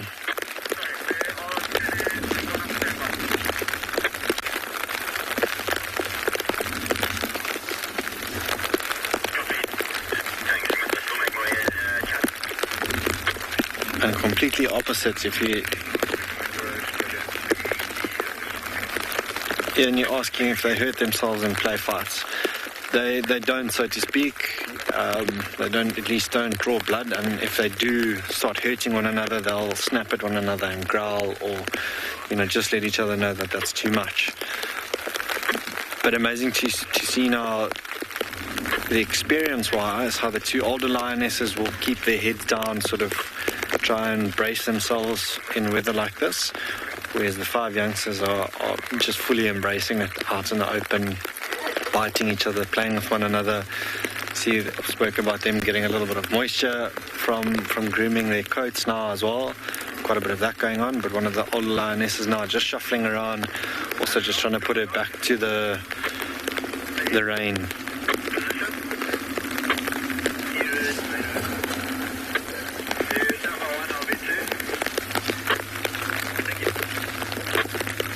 Have a look there, and when they prick their ears back like that, try and tap each other, bite each other, I suppose inadvertently can inflict a little bit of pain every so often, but only when they're a lot older, when they fight with each other, then you'd think males are or at least brothers, lion, these two now, play fighting like this. But when they're older and it comes to a lioness that's potentially an estrus, that can get brutal with each other, and that's how they often get those scars on their faces, and wounds is from each other, not just other lions. I love those black tips of their tail as they run and dance around like that after one another.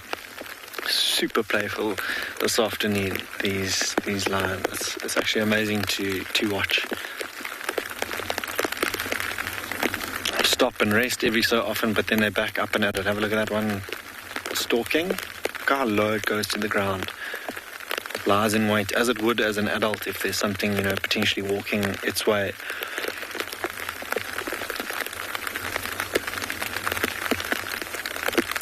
We'll have a look now. It's got the other one on the left-hand side, it's got its back to this one that's shuffling in the road. I wouldn't be surprised if it launches an attack soon, if the one walking up to it doesn't give it away or give it a fright. Or just nonchalantly walk up to the one that it wants to give a pounce on too. Oh, got a little bit of movement from one of the old lionesses now as well. Big old yawn. Oh, looked like it was building up to a yawn. There's too much going on here this afternoon. We're not sure where to point the camera. Not sure if you can hear the heavens above. That lioness had that cub's tail in its mouth. But watch, we spoke about FOMO and jealousy.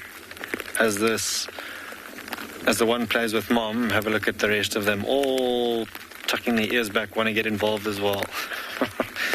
And the older lionesses are typically very tolerant of the youngsters unless it gets a bit too much, and then they'll just put them in their place. But have a look at our mom.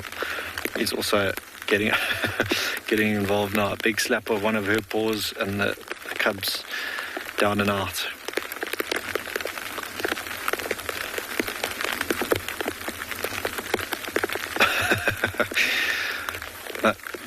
Mom's won this one twice now. What Choppy, you commenting on how nice and earthy it smells? Absolutely. After rain anywhere, I think you get that lovely earthy smell, and that's exactly what we're getting now. Very much welcome this rain to what was otherwise a relatively dry and hot and humid Phinda these past couple of days. But now watching on the left-hand side, have a look at that youngster in amongst that greenery, keeping a beady eye out on its sibling. The stalk is on. Have a look. Oh, and now the two older lionesses are getting into a bit of a scuffle. Have a look at that. Oh, they've stopped. Camera shy.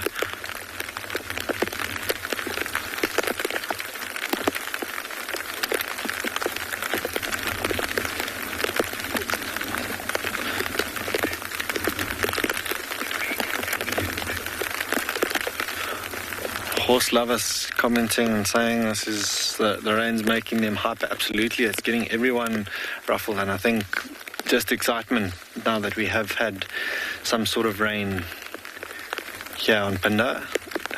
Much needed, I think, for them, just a relief from all that heat that we've been getting as well. But it has absolutely made them hyper. It's as if they've all had a big sip of something very sugary. Now that they are so busy. Have a look at the youngster now, on top of its mother, its back legs on its mom there, as it's trying to shuffle and get a grip on the neck potentially. Everyone there, you see the one on the right also on its back. There's just too much going on now. We need 2 cameras here to film the... Oh, not sure if you heard that grunt now from the youngsters, but that's them. I think it's getting a bit much. Maybe 2 of them are ganging up on one of the others. But certainly keeping each other busy, that's for sure.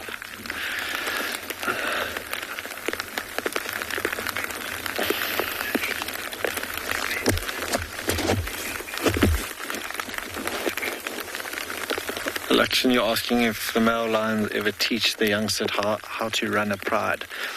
I think just from experience and watching, they certainly pick up on traits from the other lions.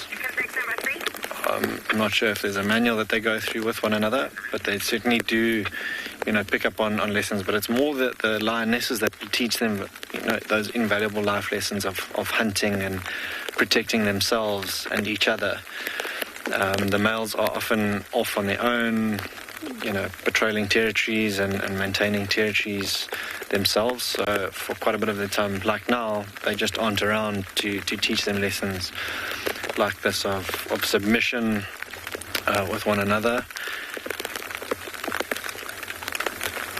So they would teach them lessons, but I don't think lessons like the lionesses would.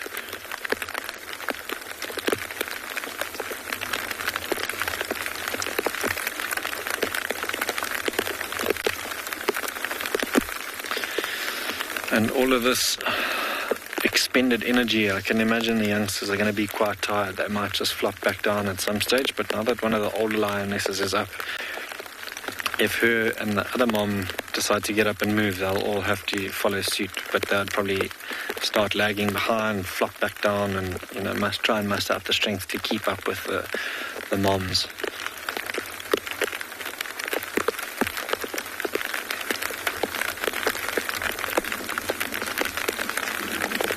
Again, maybe if they haven't had a bit of or a lap of water for a while or a drink, now that little bit of grooming that you see going on is one of the ways in which they'll get a little bit of moisture.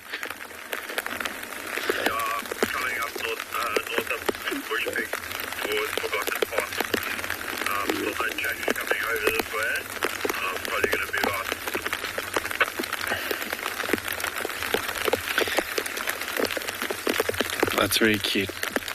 The youngsters now seem to all be settling down. So starting to rain quite heavier now, so we might have to duck for some shelter. We're going to head off to Andrew.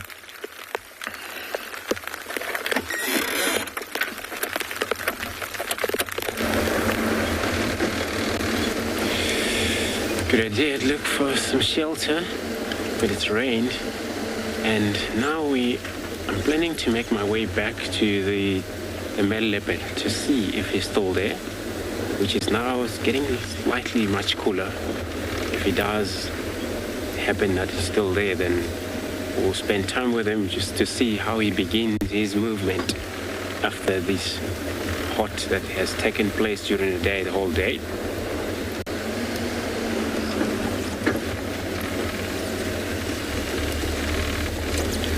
I saw there he was just flat though, and there was actually not enough shade, I think, but he loves it, I believe, because look up, he didn't move to a big shade.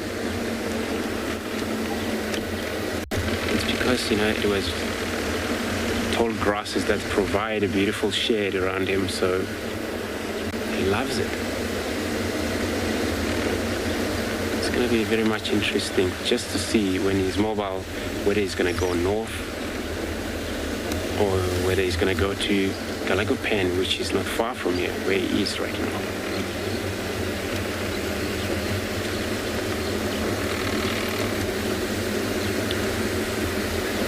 came from the west, which is Aratuza boundary with Zimbabwe out there. This is where he came from this morning, so I believe he won't return now there until he completes his journey.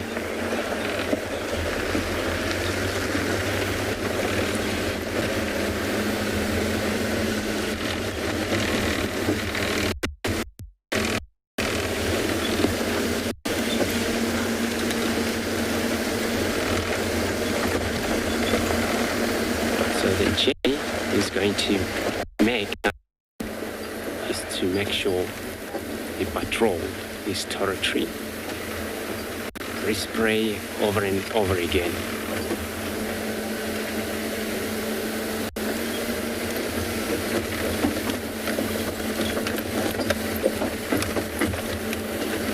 Maybe a little bit of a hunt as well.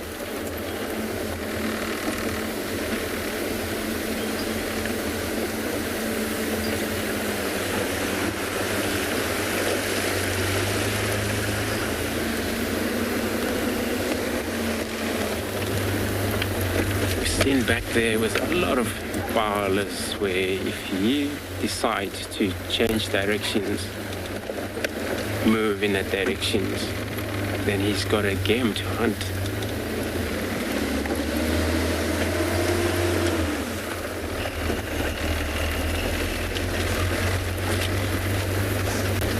Then it's far, because then it's actually west from here where we saw these impalas.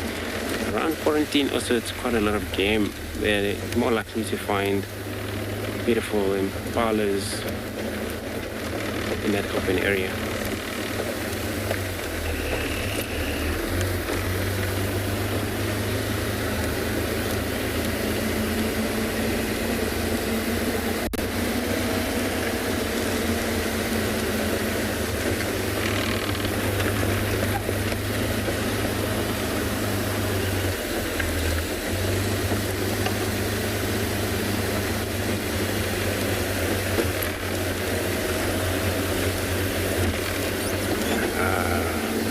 Still around, so I'm gonna see how we're gonna do this stuff. So we're gonna move.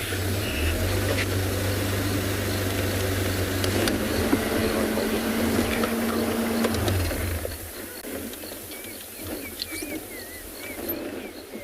And he's still around, he hasn't moved yet.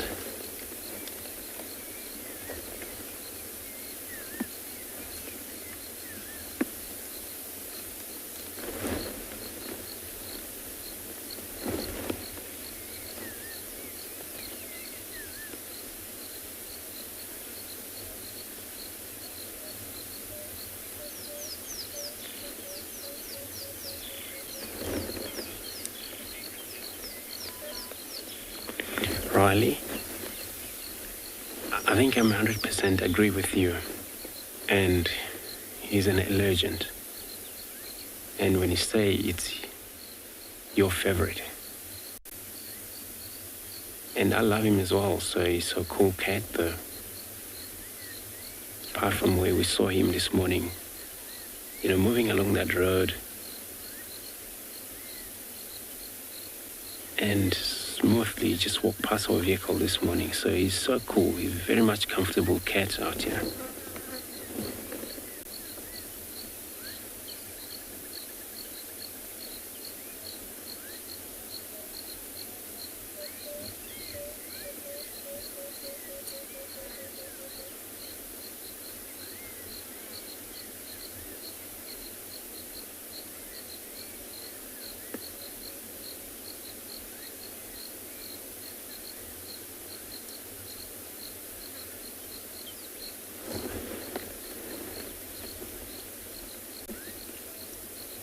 In the older days, we used to have leopards. Those, you won't get any near them. They would run away. Keep distance away from their vehicles, any of the presence of vehicles. So there it was about to trust, and back there it was probably less of the game drive vehicles and things like that. And we still see those leopards like that. Sometimes they don't stick around near cars, they're all shy, run away.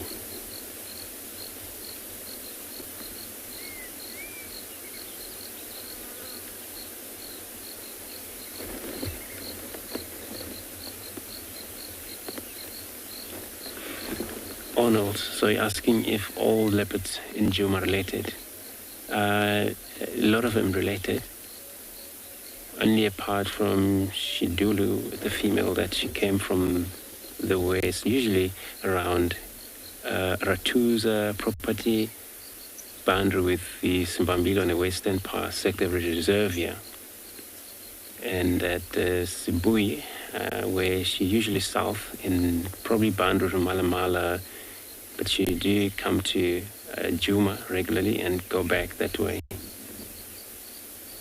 So, but the rest, we talk about the females, they're all related. It's where we start to talk from Ekarula, the female that she bring all of these leopards that we see here, females, Tandis, which is still around, the Lamba, which is Tandi's daughter, she's still around. Kuchava, Tandi's daughter, which is she operates in the Far East, so more than likely to be related.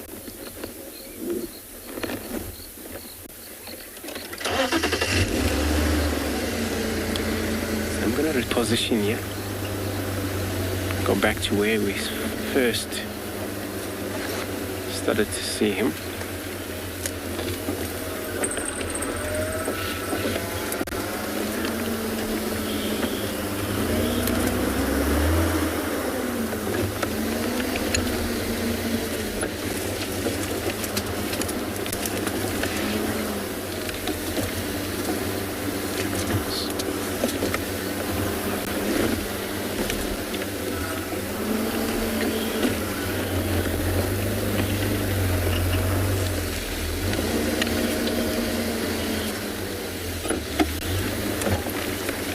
Yep. Thanks so much, everyone. And I'm also happy to see him. I'm glad to hear that. And he looks healthy, though.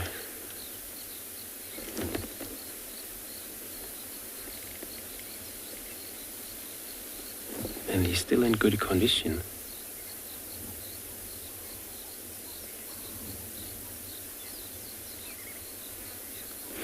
Ria, so you're asking if there's any leopard close by. That I'm not sure. I know this morning was we follow on a female. The reason we bump on him on the road, we were on trekking the, we believe it's Talamba, the last position she was moving from. And then she cut towards towards the quarantine area where it's western side of Djuma, camp itself. But yeah, we find him, so we didn't carry on there. It happens there's another leopard around here. But I cannot tell how far each other can be far or nearby though.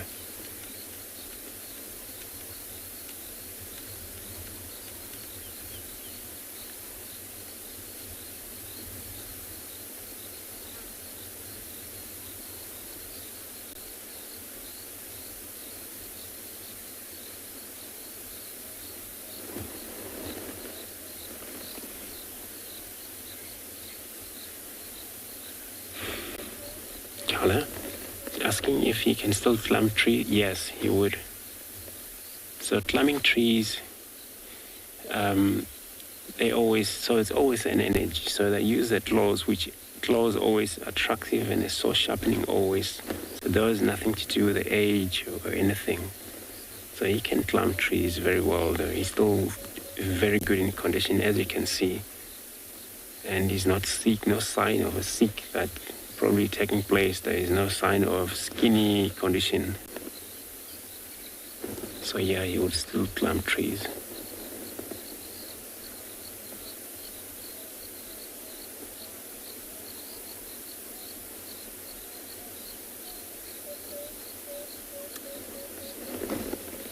When we talk about climbing trees, it's the only way of them staying safe from the big cats such as the hyenas. So I'm going to be sending you over to Lauren. I'm going to be staying in Putia.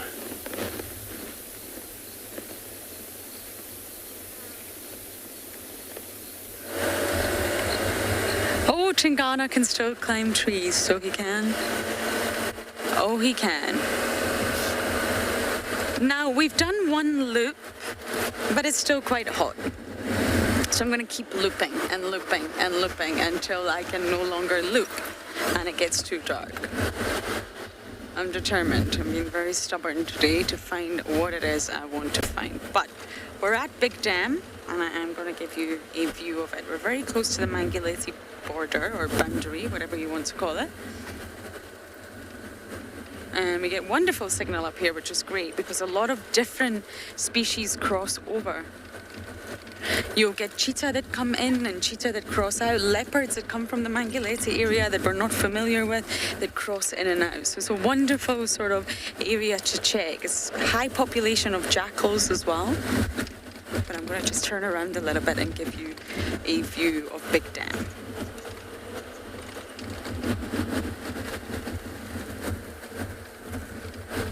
Now, I know the Talamatis are not too far away, so if I really am possibly not successful, we will go and visit the Talamatis. They went all the way down, almost to Chitwa, and they're back in their home in Bufalsuk, as all the landowners like to say here. They like it when the Talamatis are on their home turf. Why they're pushing so far down south? Well, because they can. They're meeting resistance. It's as simple as that. There's no resistance, there's no odor fences telling them to keep out. So they're wandering, they're going in search of food and seeing how far they can really push those territorial boundaries. Okay, I'm about to jump onto this dam wall.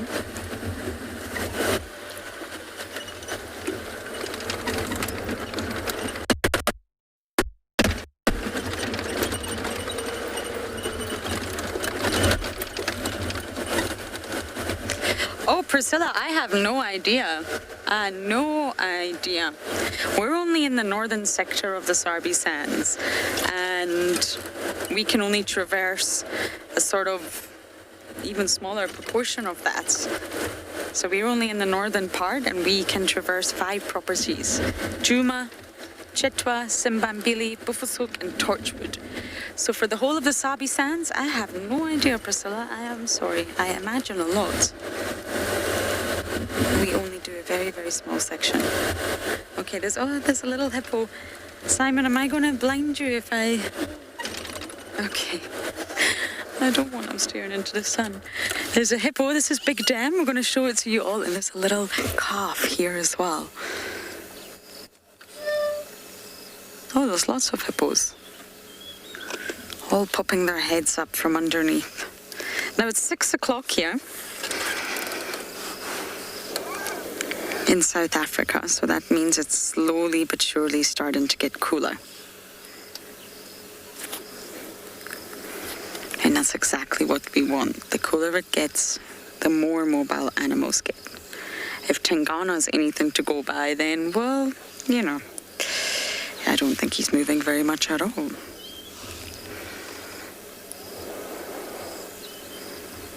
Isn't that small one? Can you see it, Simon? It's just to the left. He's just popped his head under. No, hold on. There's something very sweet about seeing what is normally a ginormous animal. And so, there you go. See, he just popped his head up. Over here. They can't hold their breath as long as the adults can. Their lungs are not quite trained.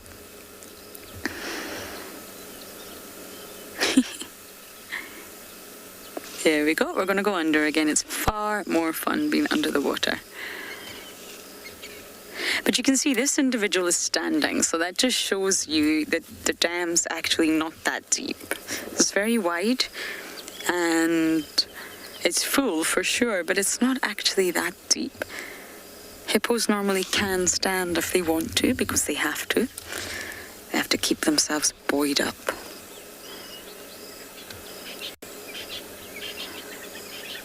they're just floaters, really.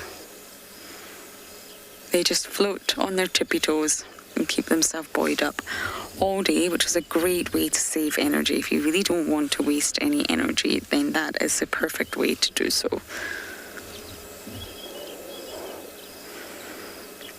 I did my hypothermia training as part of my life-saving course with the Maldivian police force, and it was not easy. We had to stay in the water at midnight. Yes, and although it's the Indian Ocean, when you stay in a body of water for too long, you can lose heat, and that's really what the hippos are doing here. They're just getting rid of excess heat and cooling down.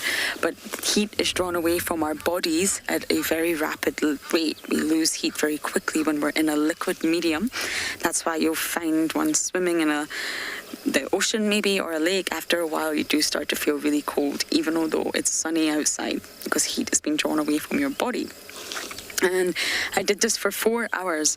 You had to float or tread water for 4 hours without any fresh water, not a single sip, and you're not allowed to touch the safety rope.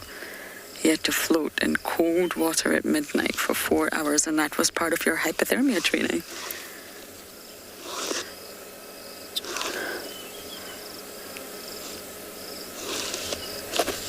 Simon sees something, but I'm not quite sure what it is. Oh my goodness, Simon. How did you spot that? You're putting me to shame. Well, I mentioned jackals earlier. Here we have a jackal.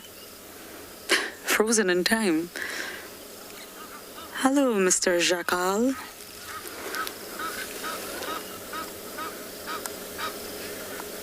How lovely.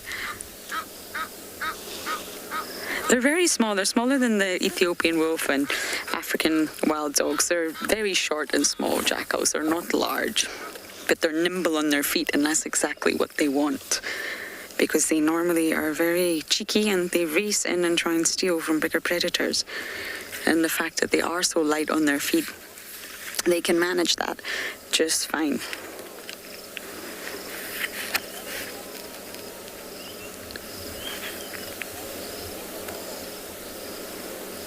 Now, of course, I heard there's actually a den up here for the black-backed jackals. I have no idea where, but there's lots of little puppies running around, I believe. They look very similar to a fox. You get a lot of foxies at home in Edinburgh, and they look very, very similar to that.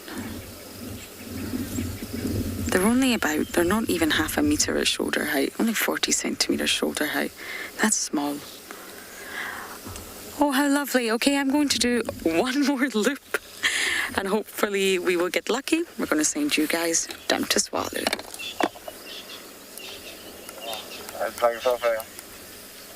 Angle. All right, so myself and Craig have been working very, very hard trying to locate these sneaky little cheetah, and we want to show you how tricky it is now after the rains that we have had. Obviously from the rains, the sediment, the little particles have become tighter and closer together, so the weight of a cheetah being very, very light, it is leaving minimal amount of track. And take a look at this over here. So I want you guys to focus in this general direction and see how faint of a sign has been left behind by this sneaky and lightweight little cat. There is the front toes. That's the one, that's the two. There's the left-hand side of the left-hand foot. That's the back pad over there. You can't even see the right-hand toe. And then there are the little claw marks. Obviously, those claws always been extended. And if we draw your attention up over here, there's another part of the track. So when it comes to tracking, obviously looking for the slightest bit of detail. We can see over there, there's the claw marks, there's the toes, there's the right-hand toe of the right-hand foot or pad, and then there's the back of this beautiful pad. So looking for these tiny little details, recognizing different parts of the track is very, very important, because now with all this ground cover, it makes stuff extremely hard.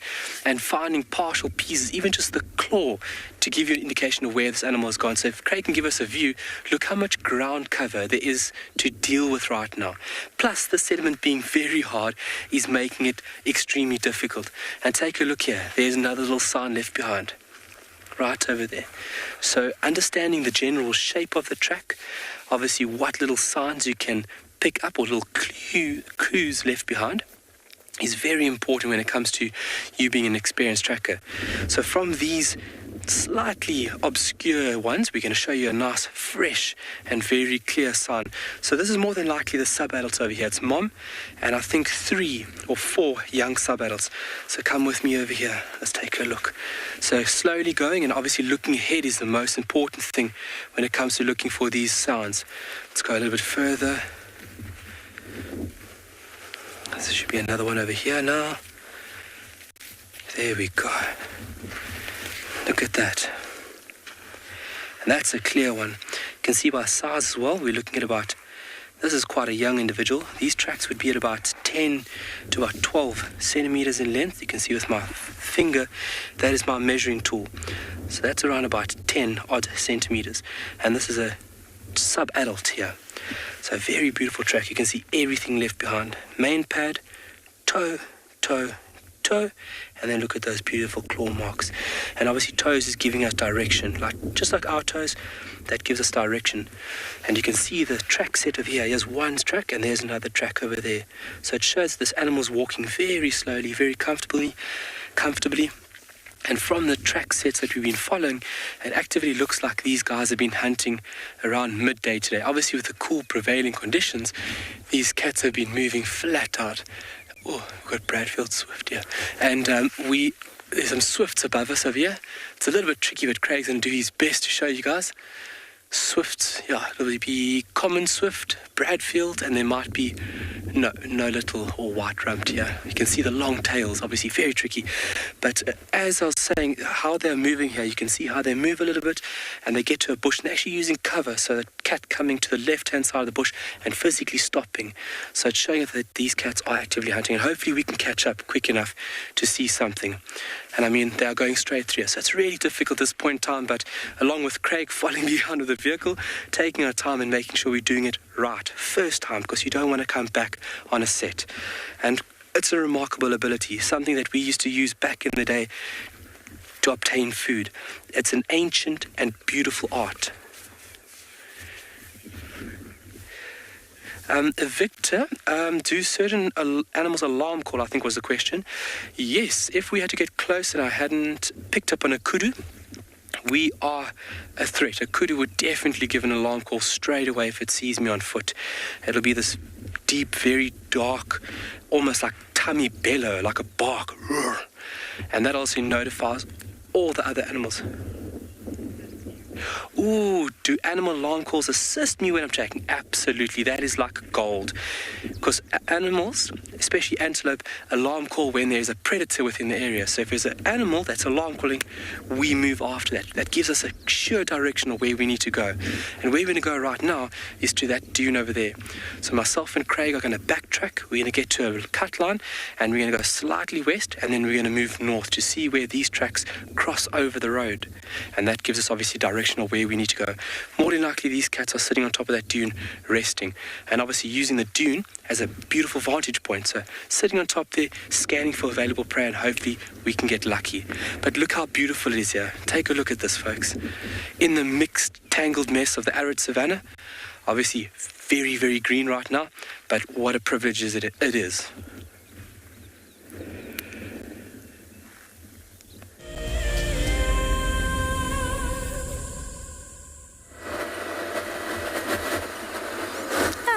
Perfect.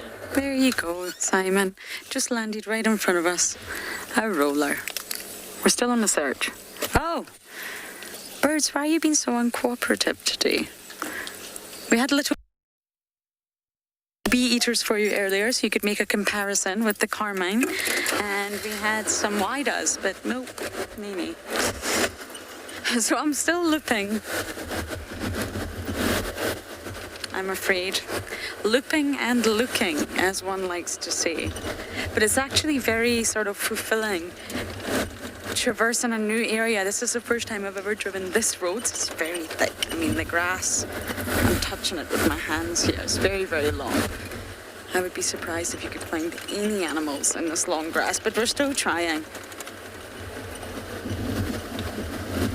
It's also strange driving an area that you don't recognize. I've been driving for 2.5 years. You could almost do it with your eyes closed. When you're driving an area, it sort of brings you back, makes you aware. You've got to try and learn the roads very areas that you're going to recognize. Learning the roads in the middle of the bush. It took me a long time. I remember the days James Hendry used to get very frustrated. What road name is that? Yes. As long as you've got your sense of direction, you're fine. As long as you know you're heading south, you're all good. Okay, everyone, I am going to keep bumbling. It's getting nice and cool now. That sun's getting lower, which brings a little bit of relief to us and hopefully to all those hot, sticky animals as well.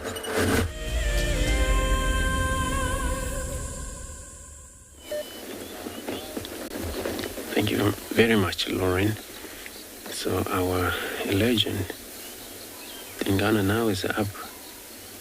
I'm not sure what he's seeing here. He's on top of the mound, but looking down, very much interested on whatever it is.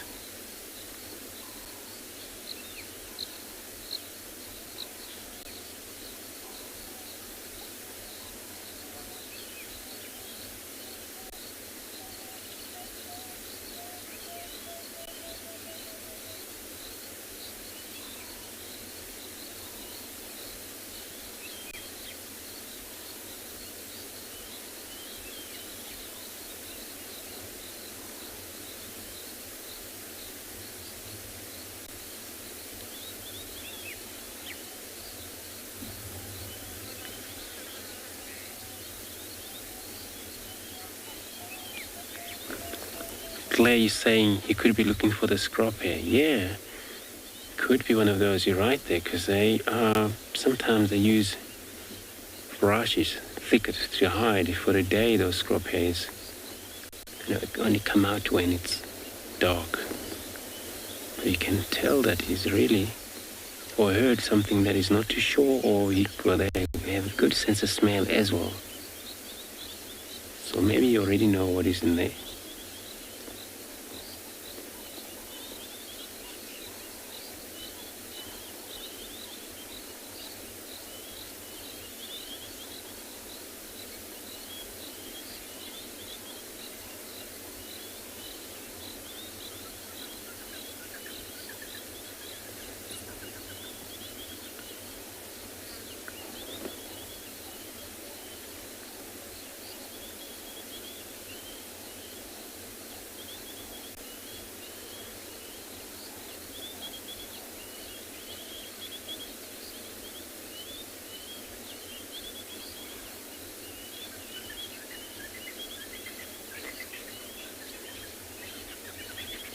I seen him once a while ago. He does that, so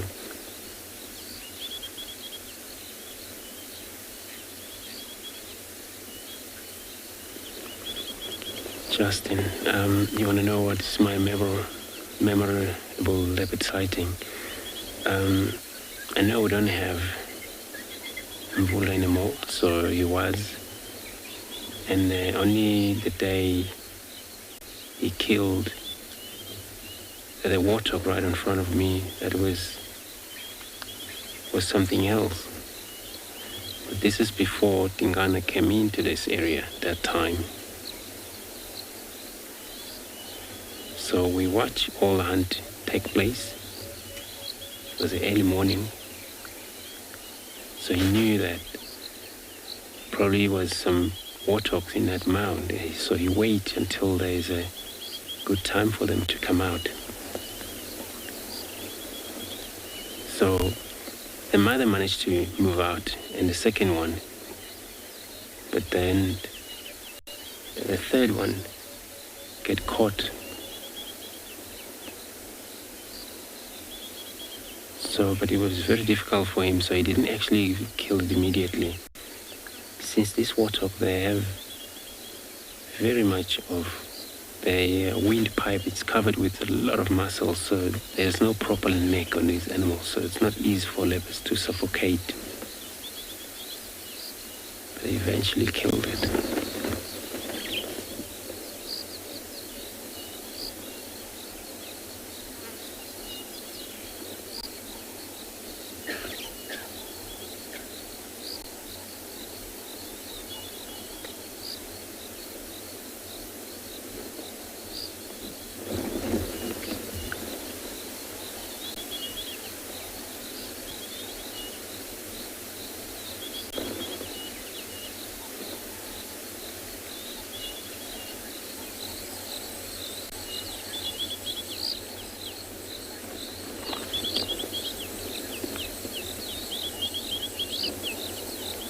So like I was saying, I seen him does that. So he one day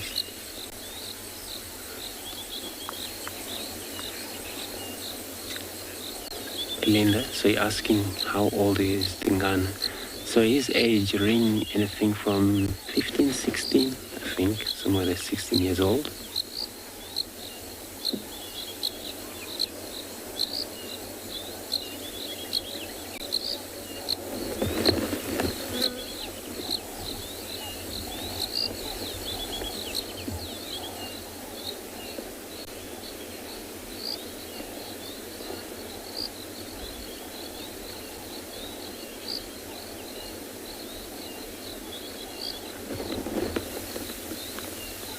So he's trying to make sure he doesn't make a lot of noises. But now, just gonna see if maybe you wanna try to reposition, take another angle there to have a look whatever he's staring at.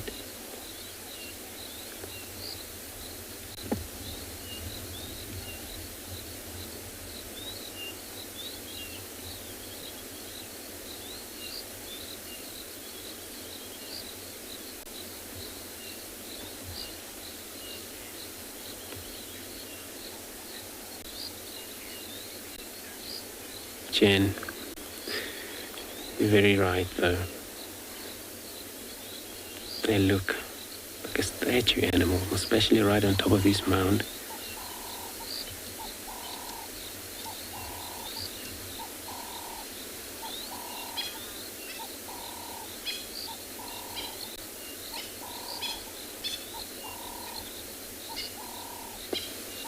So he's an experienced, full-grown male. He's seen a lot of situation of, hunting where he's been passionate enough, and on top of that mound,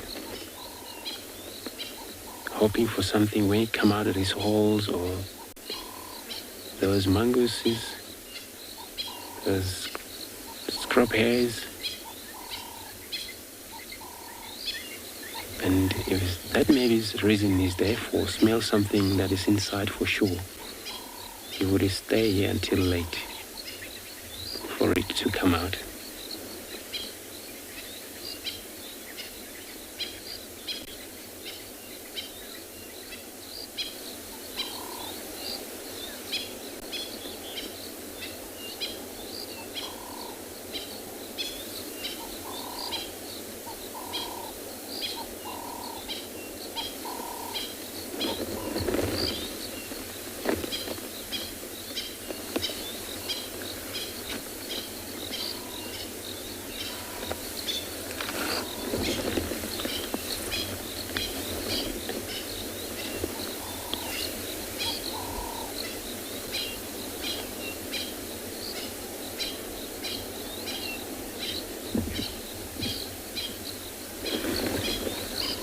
Lee, you're asking if I ever seen leopard catch a tortoise. I think it was a quarantine. Actually, then it's not actually easy work there for leopards to get through that shell. So all they do, they has to spend a lot of time biting it off. And sometimes impossible, especially if there is a fully grown tortoises. If the small one eventually, even though it takes many of hours, but eventually you get hold of these legs on the side and pull them off. That's a lot of work.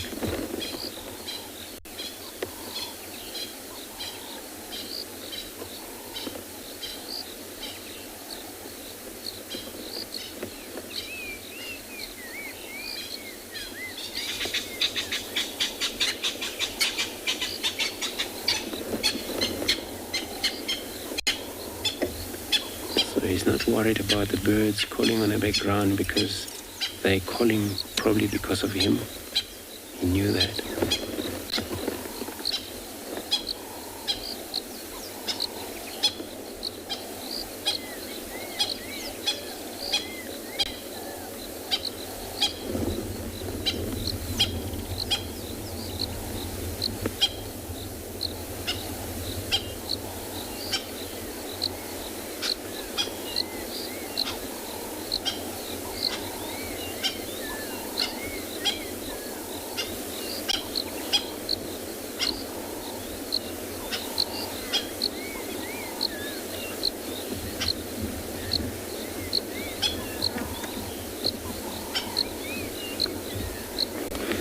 Sandra, you're right. You know, this is mighty true that brings a lot of joy to your heart. I mean, seeing the leopard posing on top of the mound, and then now see it's getting slightly cooler for that animal to be able to move around about.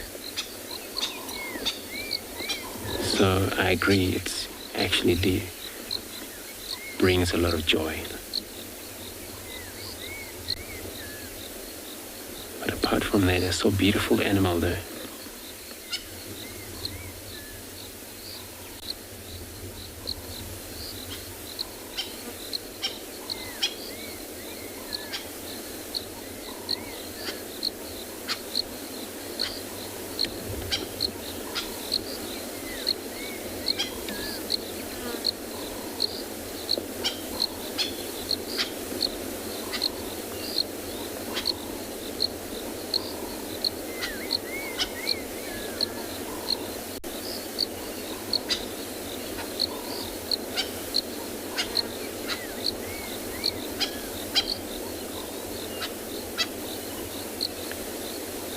So if it's definitely something that is in the hole somewhere that you knew, if it's a day animal, you'll rather spend maybe the whole night, wait there until the next morning. I've seen leopard does that though.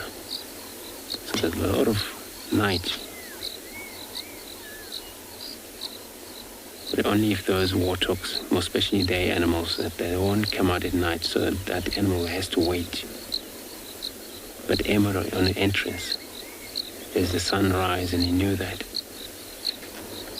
something's going to come out there. And this is how they succeed. But after waiting for that long.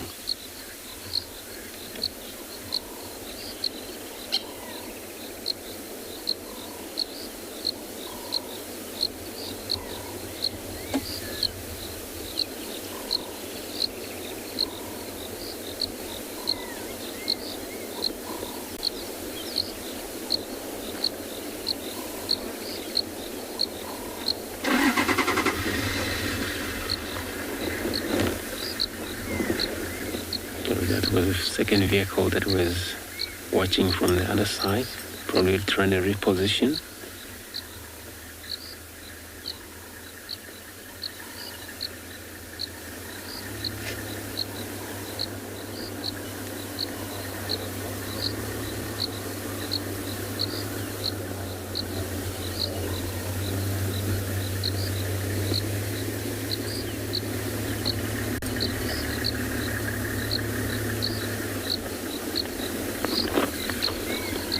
I agree, everyone. It's actually very good timing coming to spend time with him in these sun going down, which is going to be soon, but you still have a brilliant light to keep these visuals clearly.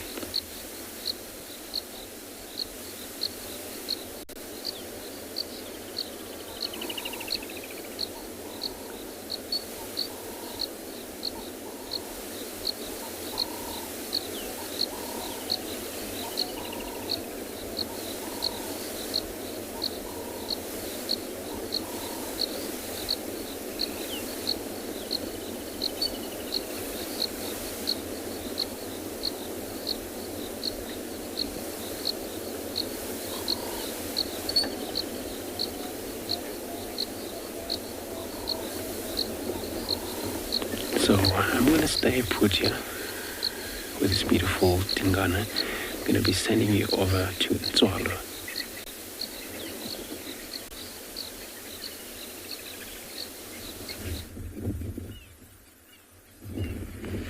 Alrighty.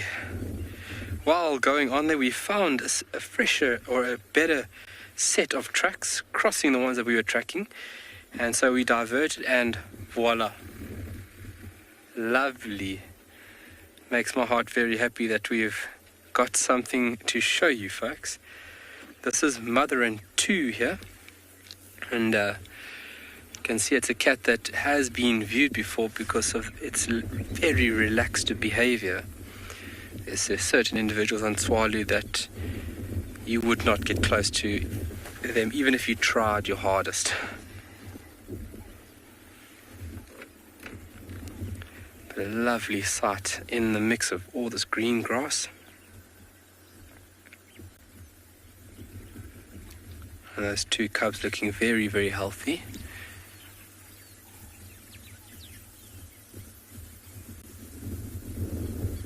See, Mom is looking around. This is a very favorable area for cheetah, and especially for prey, because south of us over here at about a half a kilometer there's a watering hole. And so animals are drawn to the water, and this is where potential prey could cross her path. And if you take a look in the background there, she has got lots of available cover. Obviously, element of surprise for a carnivore is very important. If you don't have element of surprise, you're basically going to have a very, very slim chance of catching up to a fleeting antelope.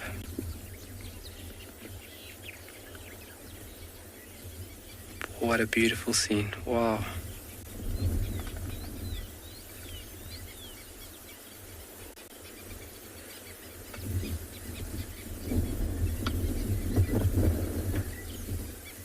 So we're hoping for a springbuck. That'll obviously be a very high prize item for her. Hence obviously they go for small to medium size antelope because they're lightweight, lack of huge muscles, small teeth, small jaws. So springbok or steenbok or duiker, or an antelope of young. So young oryx or young wildebeest would be perfect for her.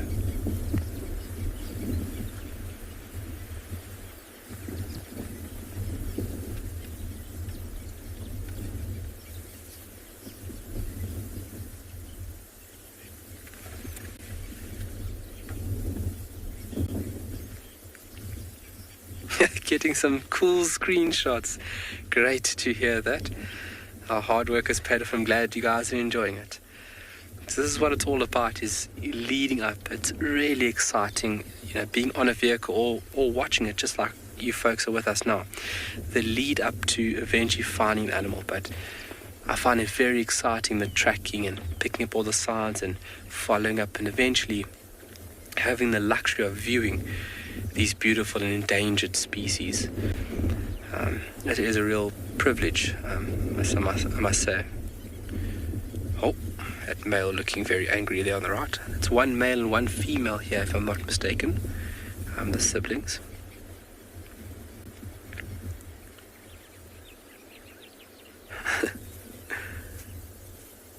I'm doing a bit of grooming, and the cubs obviously using Mom as a bit of a barrier there because the wind is coming from behind us straight towards them.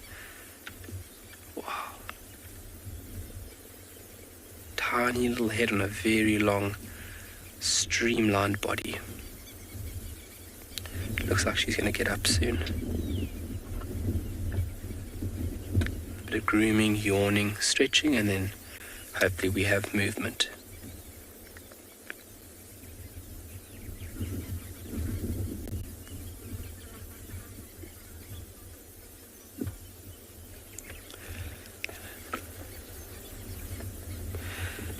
I think what we're going to try and do to give you guys a better view, what I'm going to do very carefully is that I'm just going to try and get on the other side of them. There is an old 2-track here that I'll use. So just bear with me for 2 seconds. So obviously coming to the sighting first, you just want to give the animal the respect that it deserves and it needs. So coming in and just understanding what's going on, because these animals are doing what they need to do, and they have, the viewing of vehicles every now and then. But just making sure that you're keeping respect to a very high degree, that is the most important thing. Now that I've seen that they're relaxed, there's no injuries, they're not actively hunting, now I can start moving around and getting a better position for us. Oh my word, look at this.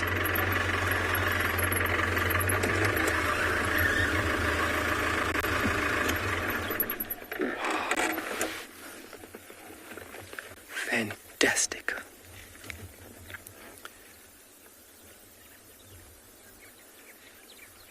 So the female within this little sibling group over here, the female had a bad injury a couple of weeks ago, and it was her right rear leg that was injured somehow.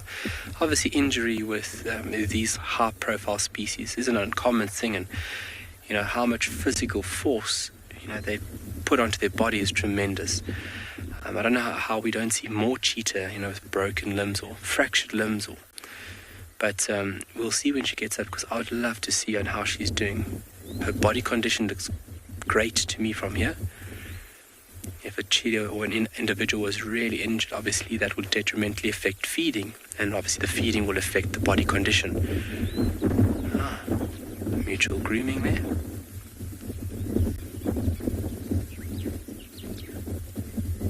Obviously the bond between these two are strong, but not as strong as if they were both brothers. In a couple of months they'll go their separate ways. But yeah, obviously grooming each other is a form of affection and just a social bond, so to say.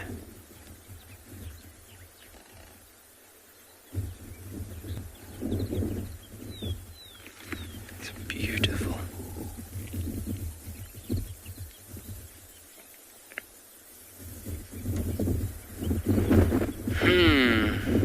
And what is my favorite thing about cheetah?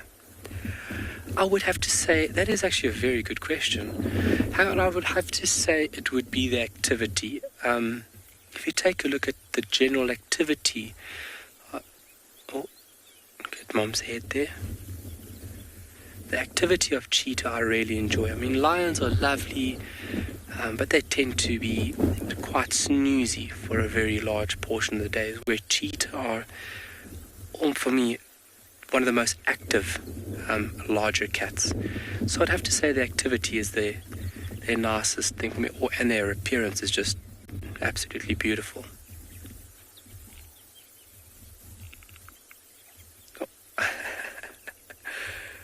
Great, look at this.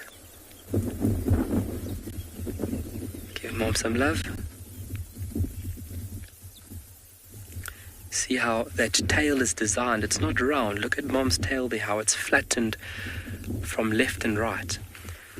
Obviously that is a very important steering tool when these cats are at high speed, to keep them in balance while they're chasing their fleeting prey. Look at that, how it's flattened like a rudder. Very strong, very muscular. And I mean, the turns that these cats take is just mind-boggling. So that tail works like a counterbalance. And obviously those extended claws that you can just see there on her hind foot work great to keep this cat on track.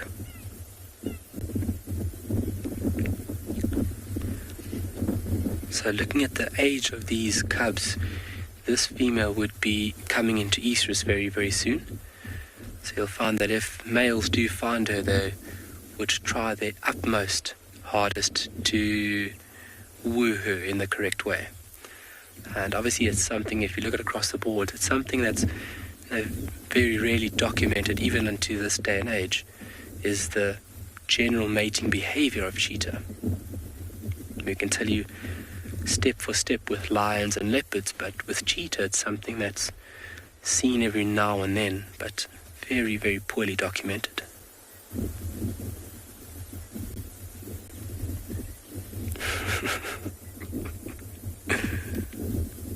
It's like a grooming, cleaning session going on here.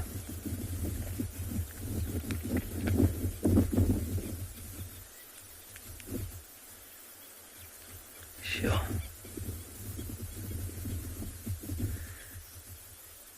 Some thunder in the distance, far south, so you can just hear this rumbling sound from thunder. Oh, and they're purring. These cats are obviously part of the purring cat family.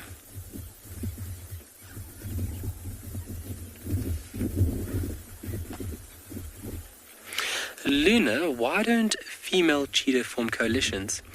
So for females, it is a bit more of an advantage to be by yourself. You're a bit more sneaky, you're a bit more concealed. As in where males, the driving factor to find a mate and then obviously spread its genetic value is a very, very strong driving factor. So if you're a young male and you have a young male partner or sibling, you're in a better stand of doing that or achieving that. So if you look at lion prides, they're also they've got a better foothold on things if there's multiple individuals. Whereas in females aren't worried about that nonsense. They're just worried about their good health. They're worried about, looking after the young. And so being by themselves, I think, is a little bit better as an advantage for them. If there was multiple, they would be seen easier from other individuals. So I think it's definitely, when it comes to reproductive strategies and what they achieve, what they want to achieve. Great question. I guess females would also have a stronger foothold, but I think they just enjoy the solitary life.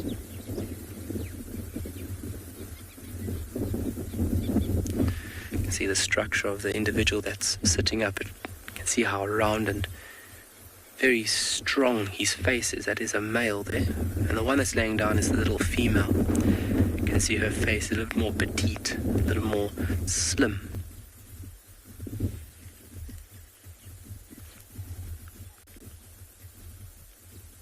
Looks like he's taking initiative as well, which is very important at this stage, that they do take initiative and they do actively get involved in this hunting activity. Because if they don't learn these skills now, it's not going to be good for them in the long run. Unbelievable, look at that. Unfortunately, for their sheer beauty, they are highly sought after for the pet trade. So in certain parts of Africa, they are unfortunately hunted, even considering they are an endangered species. But then people find it, I don't know what they find in that, taming and having a cheetah. Wow, she's hungry. Can you just get onto the female, Craig? Look at this. Look at the mother's stomach here. Craig's just going to get onto the oh, sorry. Look how her tummy tucks up into that back hind leg. She is very hungry. We're going to stick with these cats for a little while, but we're going to send you over to Lauren at Djuma.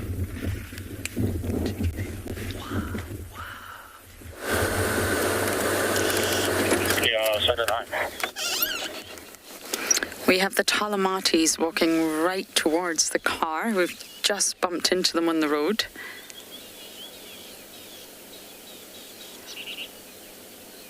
They're going to walk right by us, I think.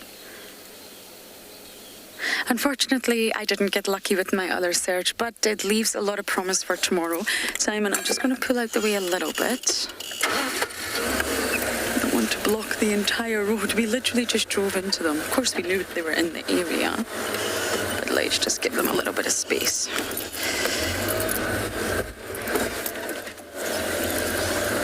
Hello. How lovely to see you. Oh, look at the wounds on the leg. I think this one's the one that We've seen previously this lioness. She looks like she's healing though.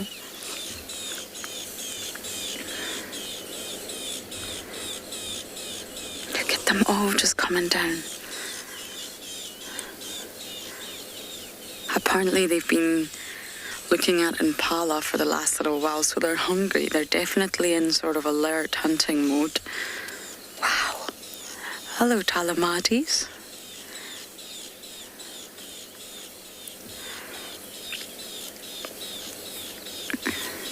You're going to choose to come right to the vehicle, aren't you? That's why I moved out the way for you.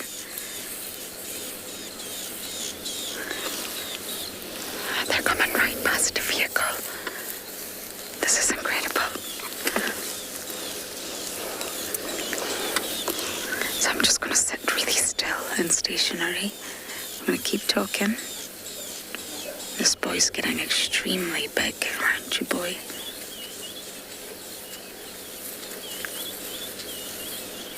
They're having a good old smell of the car. There's nothing quite like lions walking past you, that's for sure. They are so much bigger than leopards. So much bigger.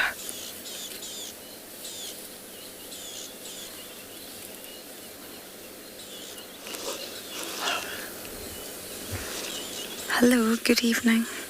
It's lovely to see you have blood on your face. Yes, you do. What did you kill?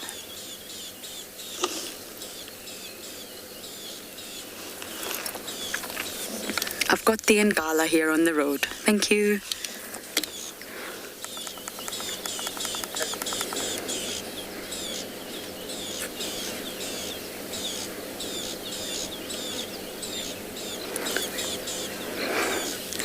She sees something, she hears something.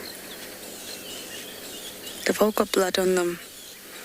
Every single one of them, but they don't look too full. So maybe they killed something small. Maybe an impala. For all these hungry mouths, it's not going to feed them all. Look at them. This is the one with the missing tip of the tail.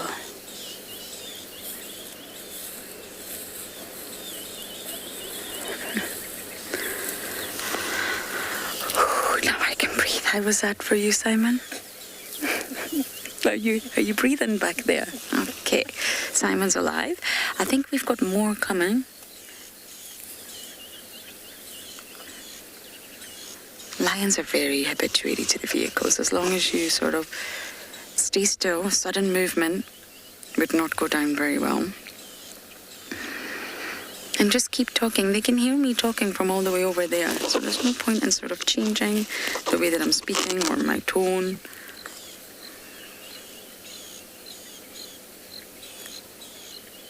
Lee, yes, I do. I don't know why this one's running. Yes, I do make eye contact with lions. I know that many sort of say that's exactly what you should not do. But because I'm on the vehicle, they don't see me as a mammal or a primate. So we're going to just keep talking and just not move.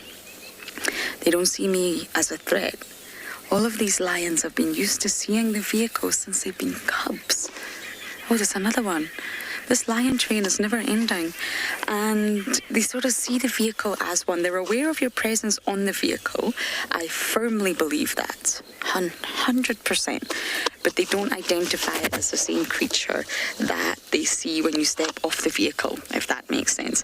A lion, a leopard, dogs, hyenas, a cheetah, elephants, all of these animals all look you directly in the eye. They know exactly where to look. They know where your eyes are. So how come? How do they know where your eyes are? Oh, we're still not done. My goodness. But yes, Lee, I do look them in the eye as long as I'm in the safety of the vehicle and we're reading their body language, we position correctly. Vehicles have been viewing these animals since they were cubs in the Sabi sands for such a long time. They're all just habituated. They could easily just change direction or move out of the way if they were threatened or disturbed, or really not over the moon that this vehicle was here. But they're not. They're so accustomed to it. Look at this boy. He's getting his hair under his chin.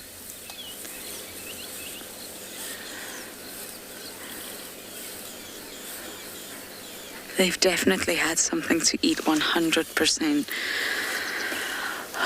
Okay, I think that was the entire pride. Let me just do a little look behind. Yeah, we've got enough space to do a U-turn. Well, what a moment. I'm going to try and keep up with the Talamatis as long as I can.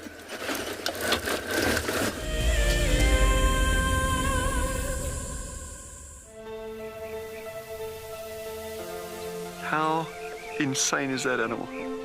This is out of this world. Fantastic. Good, Mama. Wow, what a way to start off.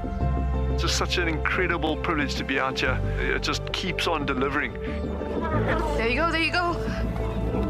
Heart is pumping right now. 3, 2, 1. You are live, you are live. Look at this, everybody. We've got a live kill.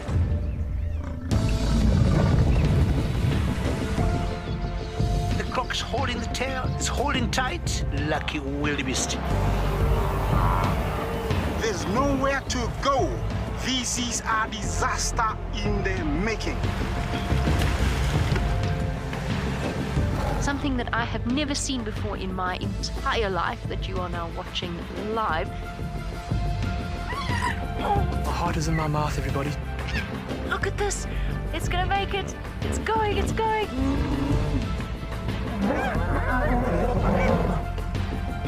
This is just too magical. Hi, little guys. That's great, isn't it? Look at that. Scuba Steve has got a friend. You've got a friend in me. It couldn't be a better morning. This is just too special. Oh my goodness, we've got a turtle. How epic is the fact that we come into you live from the Chobe River? It's the most incredible feeling to be here. This is live and we're in Rwanda. This is a very, very different adventure, charged with emotion. I did not think I would ever face my fears like this.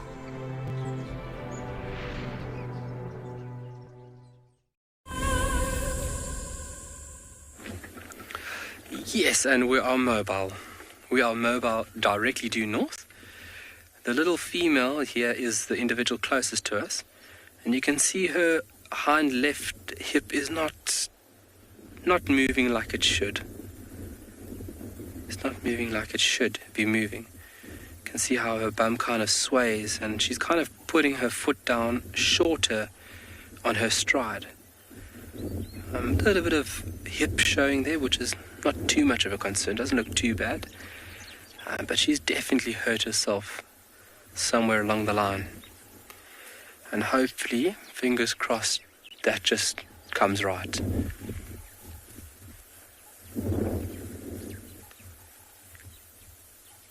Her body condition's great, but Mom must be doing a phenomenal job at just keeping these two going for now. And this is the point where they need to be actively hunting with Mom.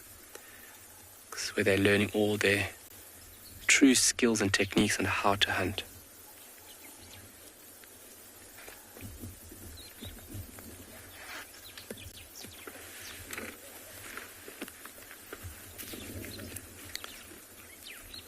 So every cheetah we could save, we need to.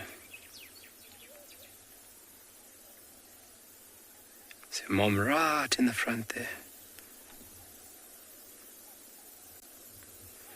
You can see how she moves a couple of meters, stops, and then scans. So these cats are hunting right now.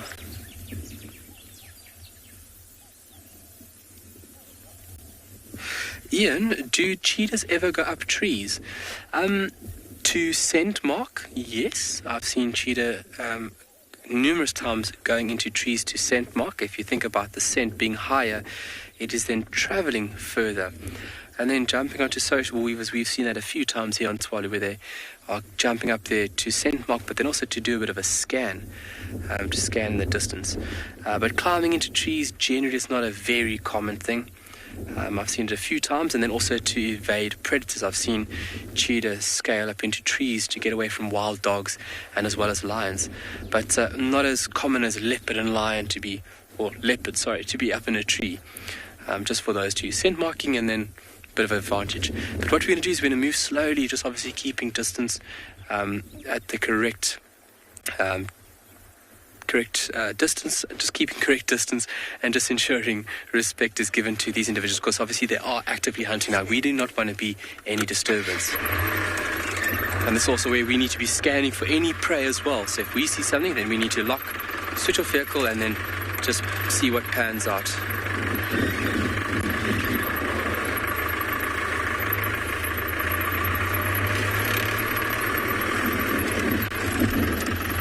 What a privilege it is to be moving with cheetah like this, in an environment like this. It is really something to behold. So what we're going to do is we're going to take a wider path here. We're going to get an angle on them instead of following them right behind them. Let's do this over here.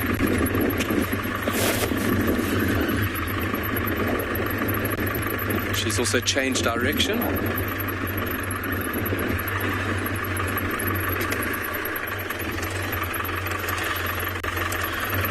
Very careful.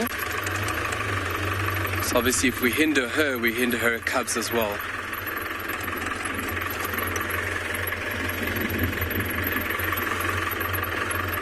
There she's moving. Sorry? She's running it. It's just the young male chasing up after her. Can you see the female there on our left? There we go.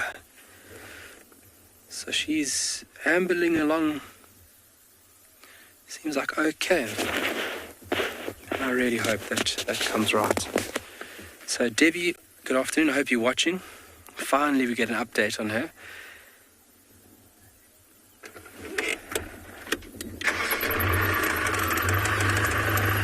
And let's see where they're going to go. So sight would be the main sense that they'll be using to pick up on prey. They could also use smell as well. But we're going to continue following slowly, but we're going to send you over to Andrew. That's got a beautiful scene.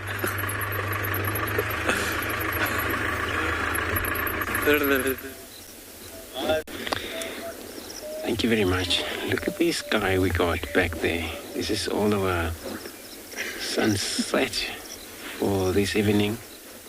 But all you see in this dry wood, it's a warbeck eagle perching there. It's probably about to return back to that nest, which we're not far away from here. That nest, just the south of Gari Dam.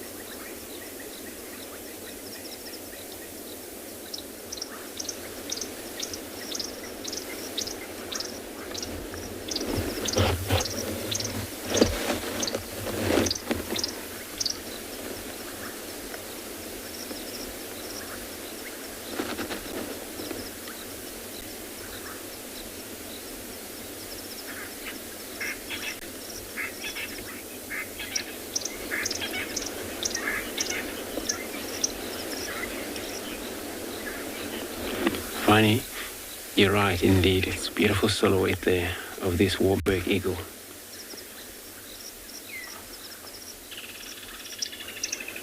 But it's all about the last hunt before it's over too dark for them to be able to do it.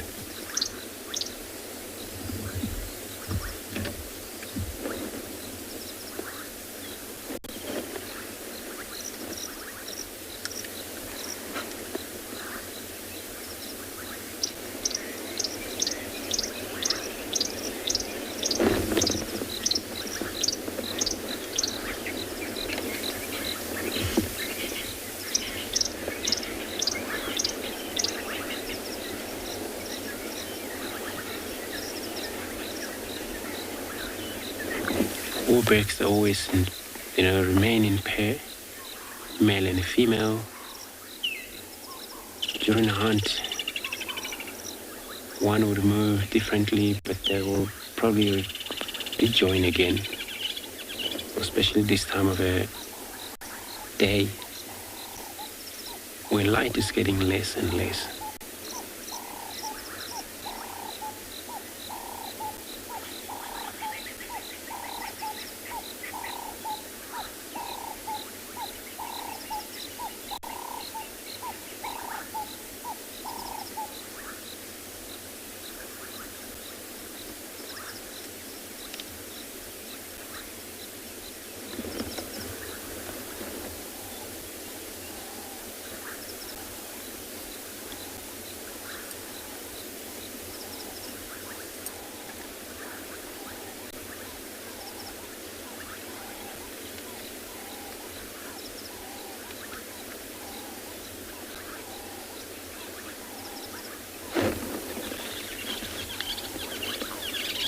And also a migration bird. They come in here when it's wet for their own benefit or feed and breed. I'm going to be sending you over across to Lauren with the Bride of Lion.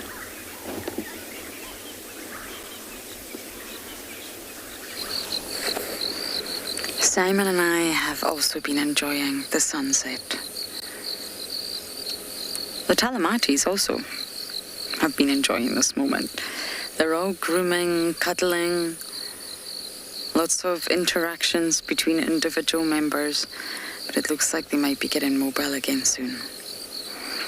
I've had a look at them all. Most of them have got blood on their face. They've definitely eaten something, but as to what, I'll never know, and their tummies are not full. So I did hear on the radio that they were looking at some impala, but then I didn't hear the follow-up, so I don't know, maybe they did actually go for an impala after all. And we'll stay with them as long as we can, but once we lose light, sadly we don't have IR at the moment, so we'll have to leave them. But we're spending far more time with the Talamatis these days. I haven't seen the Inkahumas in so long. Andrew had 2 of the Inkahumas the other week. They popped on to the southwest corner of Djuma. But other than that, it's the Talamatis. It could be a permanent shift, it might not.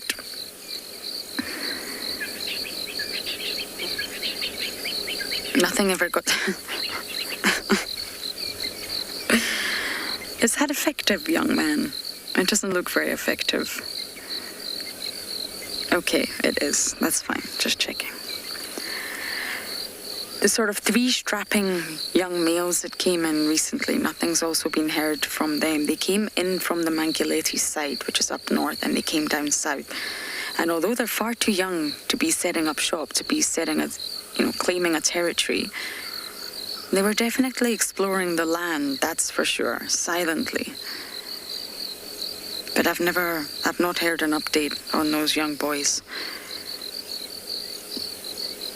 But it's been since that moment that, whether it's related or not is possibly completely unrelated, but it's been since around that time that we've started to see the Talamatis a lot more. And they never used to shift far down south as Chitwan and Annette's. That's very far south for the Talamatis.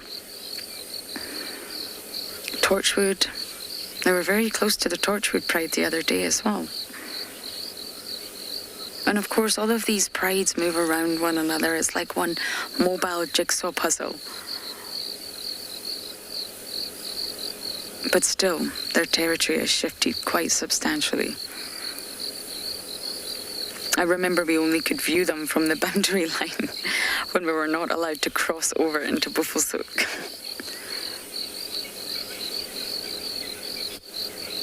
Gone are those days.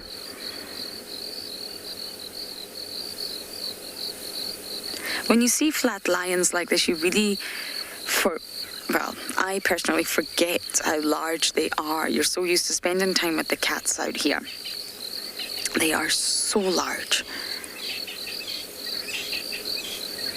Especially since we're used to seeing little petite leopardesses like Tandy, who's tiny.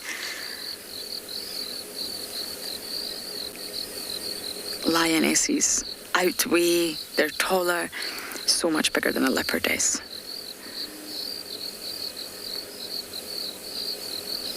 I think we're deciding to move now, one by one.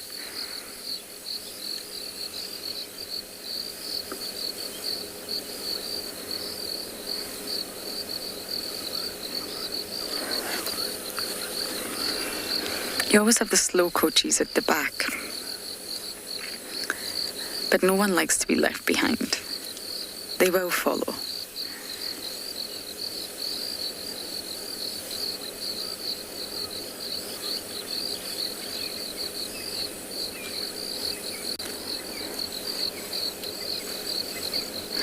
Riley, you've got it's only 5 female adults.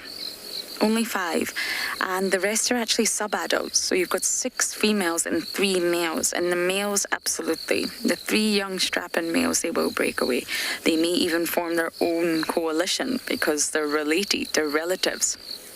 They stem from the same natal pride. That would be some coalition, and it would benefit them to be in a coalition with relatives because you can essentially reproduce by proxy.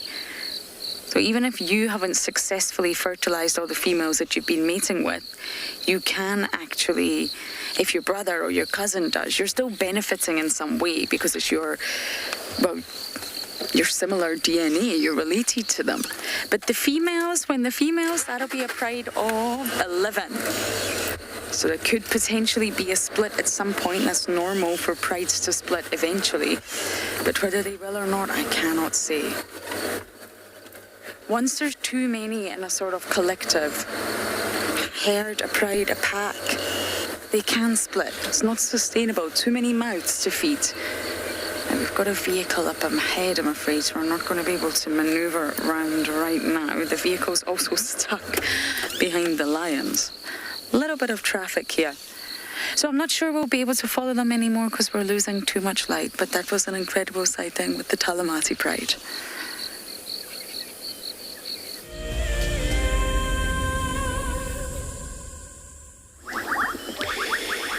Thanks, Lauren. Now we see we got it's one of the nocturnal birds over here. I do see them during the day around the waterhole where we're now at Gary Dam. So they're still mobile about. It's getting dark now. Probably contact flying around the watering hole here. But if you listen to the sound in the background, all this bubbling casino, the frogs.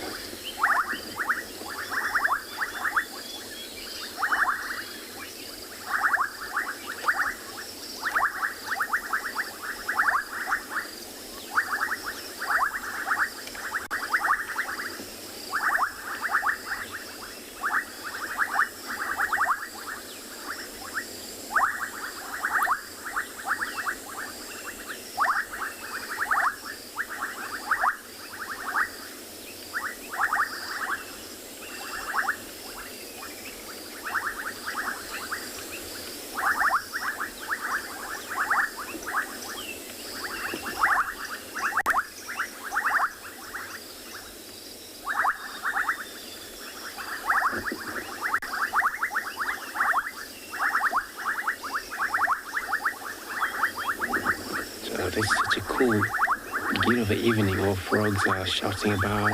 It's going to be probably shouting over the night, communicating. Nothing coming to drink here, so we're going to move around about, see if maybe we come across anything with a spotlight. Now we're going to be operating with a light.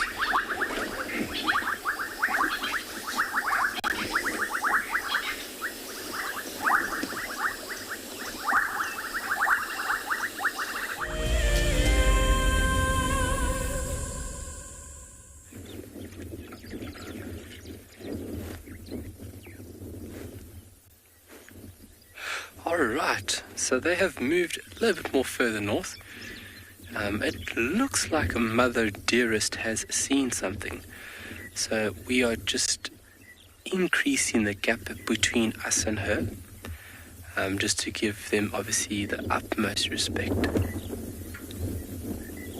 And from this distance, then we can hopefully see what she sees, and then we can see everything pan out in front of us instead of us being a disturbance and a hindrance. It's just thinking in their favor. It's that young male smelling there on the right. Oh, there's a rumble in the jungle.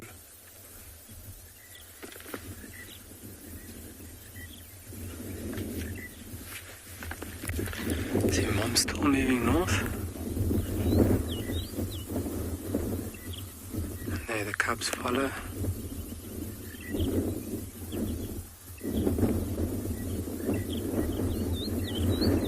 Monotonous larks calling in the distance. Ring-necked doves. And then Kalahari squirrels far in the distance.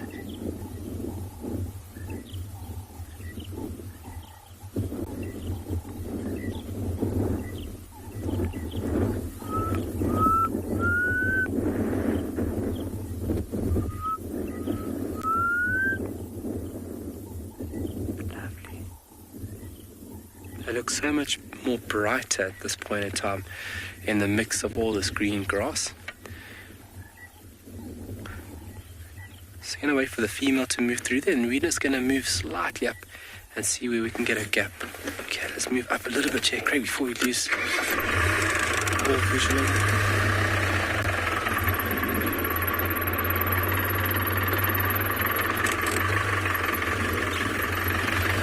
So just making sure while we are driving, just making sure in front of us, in between the bushes, that we don't spot any prey.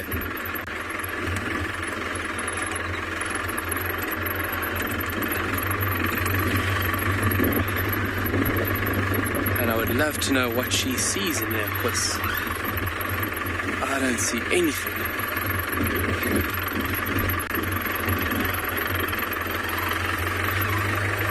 Okay, there they are there. Just off to the left there, to our 11 o'clock. Got it.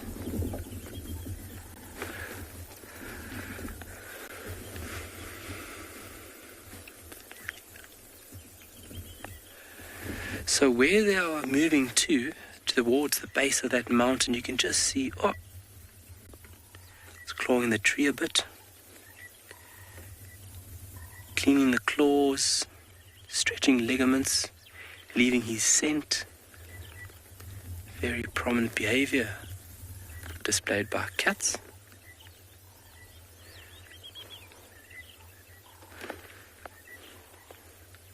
Try and move up. Alright, we're going to try and move a little bit closer because it gets quite thick there. She's moving north and not east to where I thought she saw something. But obviously still we're going to be very careful while doing so.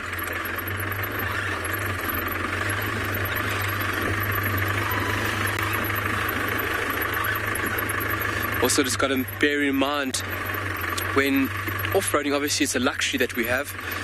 Also just got to bear in mind all the little shrubs and clumps of grass. You always want to try and miss these things just to ensure you're not hurting any little animals in the process. Obviously minimizing our impact is very important.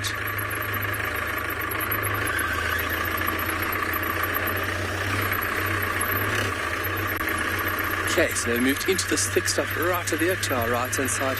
So what we're going to do is we're just going to go on the left-hand side of them and get a view of what they're doing and where they're going. There's nothing there.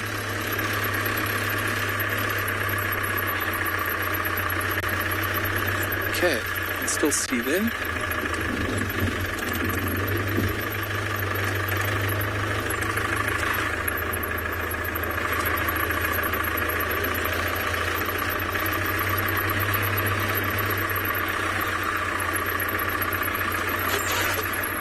And just come back onto the road. So false alarm there. But I like it when they walk on the road because then I am not damaging anything. Lovely.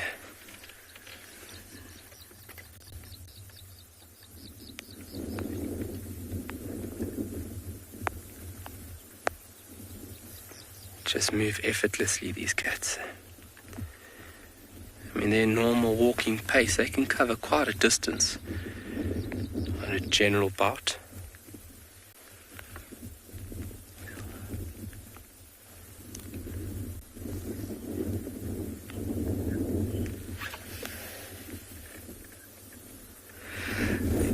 Sorry, I didn't get the person's name, but the cheetah is your favorite out of the big cats. That is great to hear, and what a special time we can be with you right now, looking at these wonderful creatures together.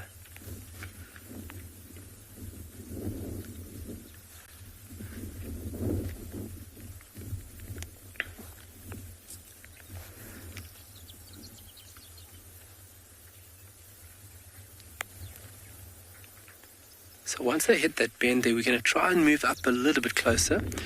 I don't know how we're going to do here with our comms, but we're going to push the limit. Obviously, we're going to try and see what they are doing. But while we do that, we're going to send you off to Djuma.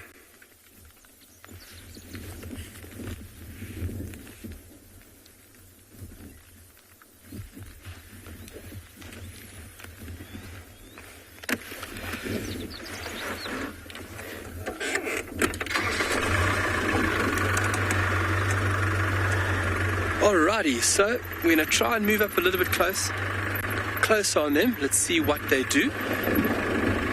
So they're going to move off into this valley, and unfortunately in this little valley section we're not going to be able to follow them for much further. We're going to see how far we can go here. It's very dramatic sky here on our western side. Craig's going to show us, look what's happening there. A lot of lightning. We're actually feeling a little drizzle come down. Very dramatic scenery at the moment. And with the predictions for tomorrow morning, we do have a little bit of rain that's going to touch the Kalahari soil.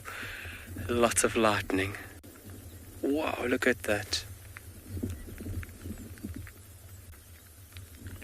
Think about all the energy that's happening inside those big, beautiful clouds right now. I mean, just extraordinary amounts of energy being released. And it's just all from friction. Hopefully we can catch a lightning strike there for you folks. That's where Craig is zooming in now. There's quite a lot of activity there.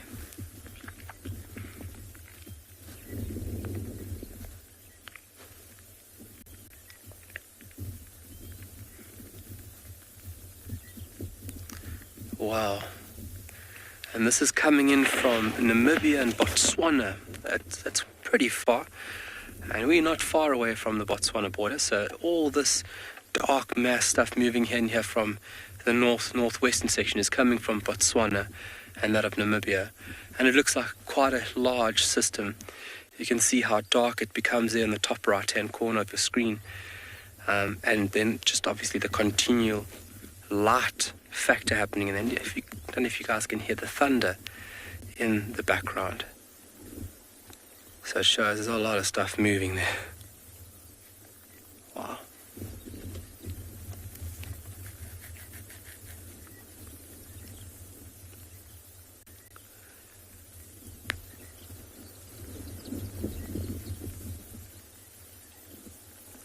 So I was speaking to the head of our wildlife department this morning, and he informed me that I think we're already on 240 mils. Elizabeth, beautiful rain clouds. Yep, we can never be disappointed about rain clouds in this area. We smile to the end of the day when it comes to rain. Our hearts are happy and joyous. And with that, 240 mils already, which is fantastic rain for Tswalu. Obviously the period that we have just come through at the moment, a couple of years of below average, which is not great, but is normal cycle. If you look at climatic conditions, climate in general, that is where the patterns over a fairly long period, and you go through these dry and as well as wet seasons. And hopefully, well, I'm pretty sure that we are in now a wet season this year, which is great for the life of Tswalu.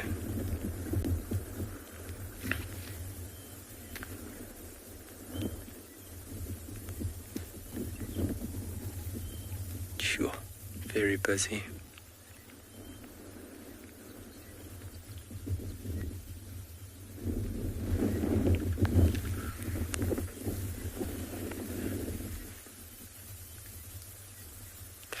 So we're going to see how far we're going to go up with these cheetah quickly. But for now, we're going to send you guys over to Lauren at Djuma.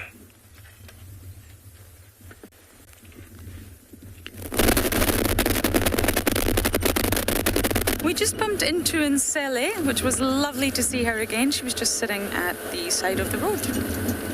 Beautiful, relaxed, new female leopard to all of us. She's 12 years old, comes from the west, and she seems to have just set up shop here. But sadly, we don't have infrared light. We were going to give you a little glimpse of her, but never mind. She's moved back into Buffelshoek. She seems to... I was with James and Davi the day that we very first found her on Simbambili.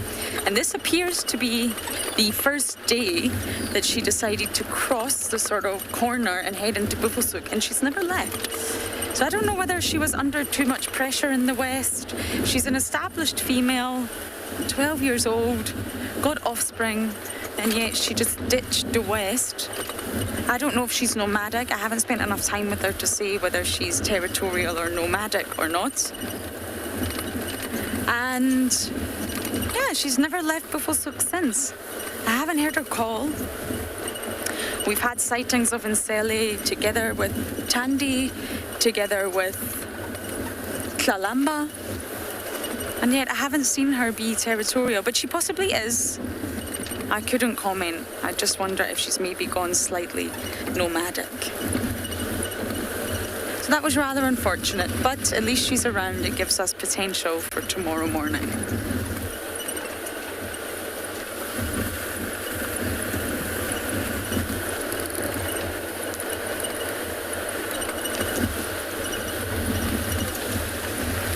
Leslie, not at all. Dark is dark. So once it gets dark, the sort of danger aspect is not going to change. But we have a curfew here in the Sabi Sands set by the anti-poaching team. So we're actually not at night. And if we staff bumps, which we don't at the moment, we're all... If we wish to...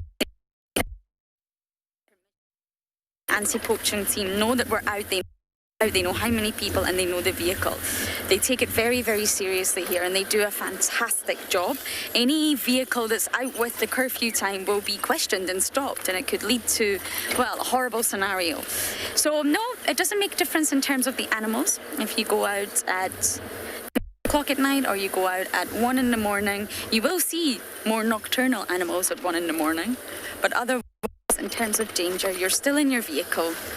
You're most definitely not going to get off your vehicle at night time. I wouldn't recommend anyone to do that. But otherwise, it makes no difference. Once the darkness sets in, your nocturnal animals start to become alive, your diurnal animals are hiding, and it will make no difference. I'm not able to show you any animals, I'm afraid, but I have got my spotlight out just to check. I don't want to end up driving really fast past elephants or anything, really. Hearing them or causing a reaction. You just need to know what's around you at all times, and that's actually why I have my spotlight out. We found Nsele just sitting right at the side of the roads.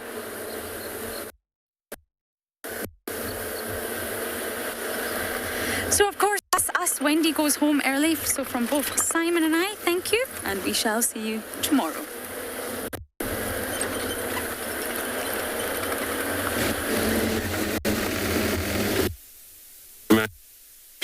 Hi, Lauren. So, yeah, yes,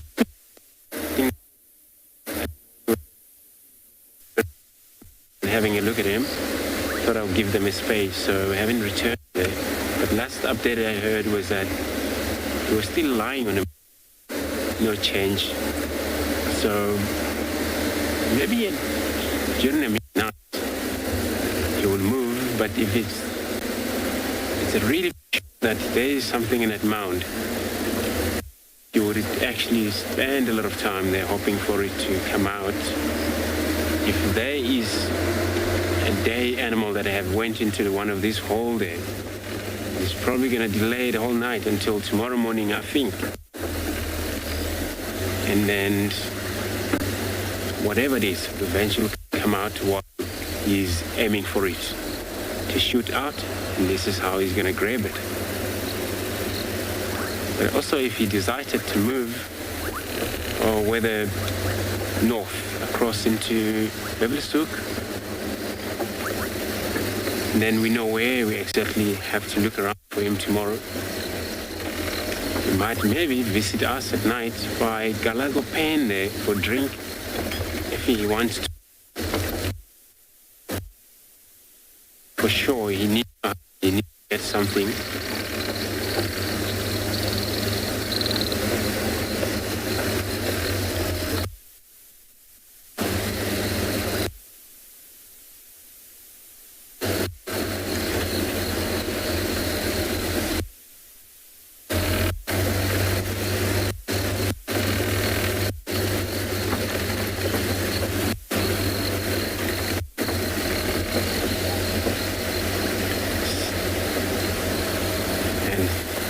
They are nocturnal, you'll probably be okay.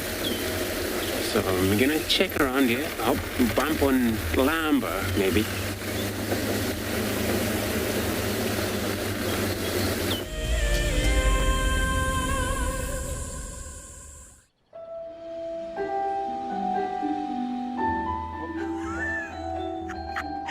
it just pretended to be dead? Oh, that was amazing.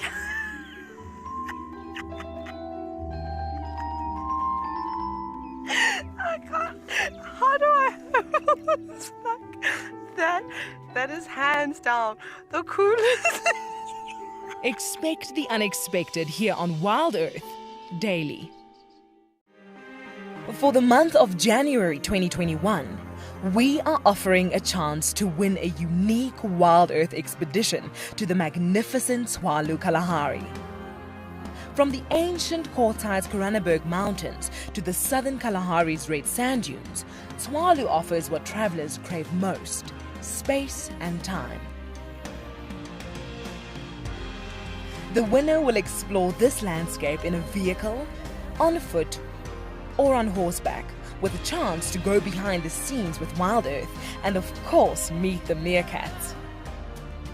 The prize includes a 3-night stay for you and a friend at the luxury Motse Lodge, including flights from either Johannesburg or Cape Town. Open to all WildEarth explorers who have signed up before the end of January 2021. Terms and conditions apply. Why is the Mara special? It's one of the only few places that you can find the annual wildebeest migration. I will still go for the lion. The main reason is a sign of royalty, leadership in my tribe, and apart from that, over here, it is feared by all but loved by everyone. Catch up with the guides daily here on WildEarth.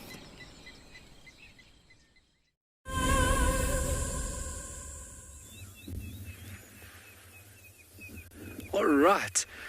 We have just repositioned the vehicle. Those cheetah have moved, unfortunately, to a spot where we don't have great signal. But we have moved into a great position to show you guys one amazing Kalahari light show.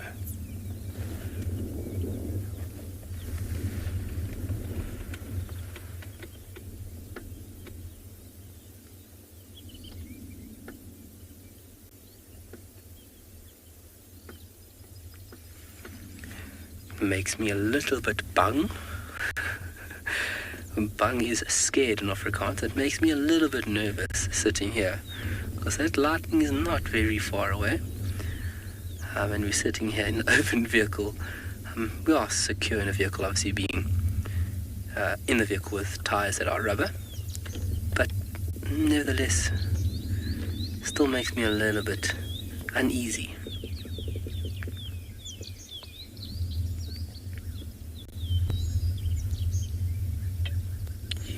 What an amazing sound.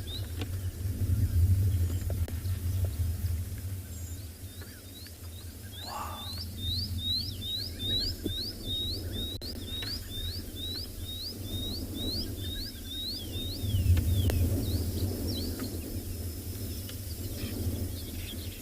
hope you folks can hear that thunder.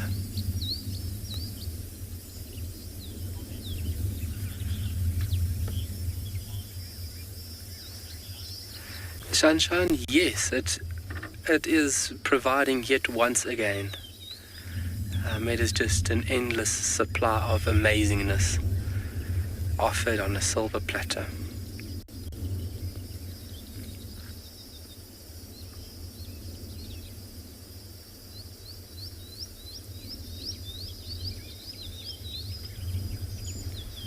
There's a lot of activity going on. There's quite a big system coming in here.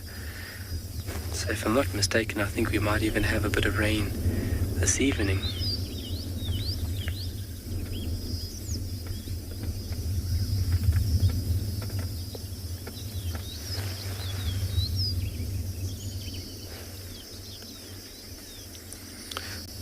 It's that backdrop of the section of the Kronenberg there on the right-hand side. Craig, if you can go a little bit more to the right.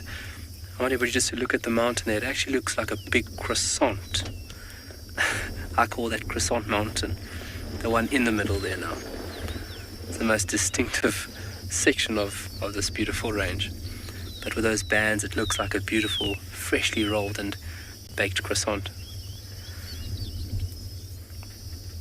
Croissant.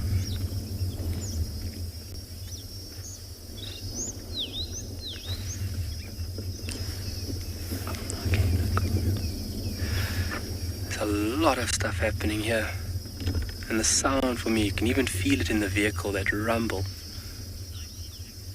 You can feel that rumble basically moving through the bodywork of the vehicle. Incredible stuff. And the power that is in clouds like that is just, for me, just very, very interesting. Imagine we could harness that power from like a lightning bolt.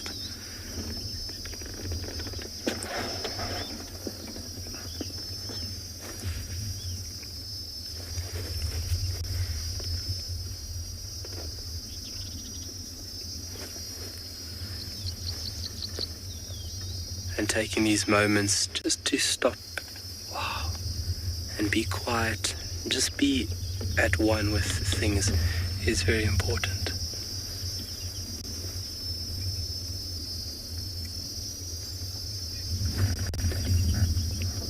From the bottom of my heart, I can't thank you guys enough for joining us today on this beautiful live and interactive safari.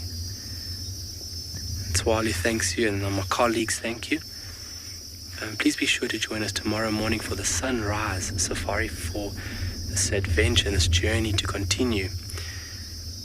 From now until then, I bid you farewell.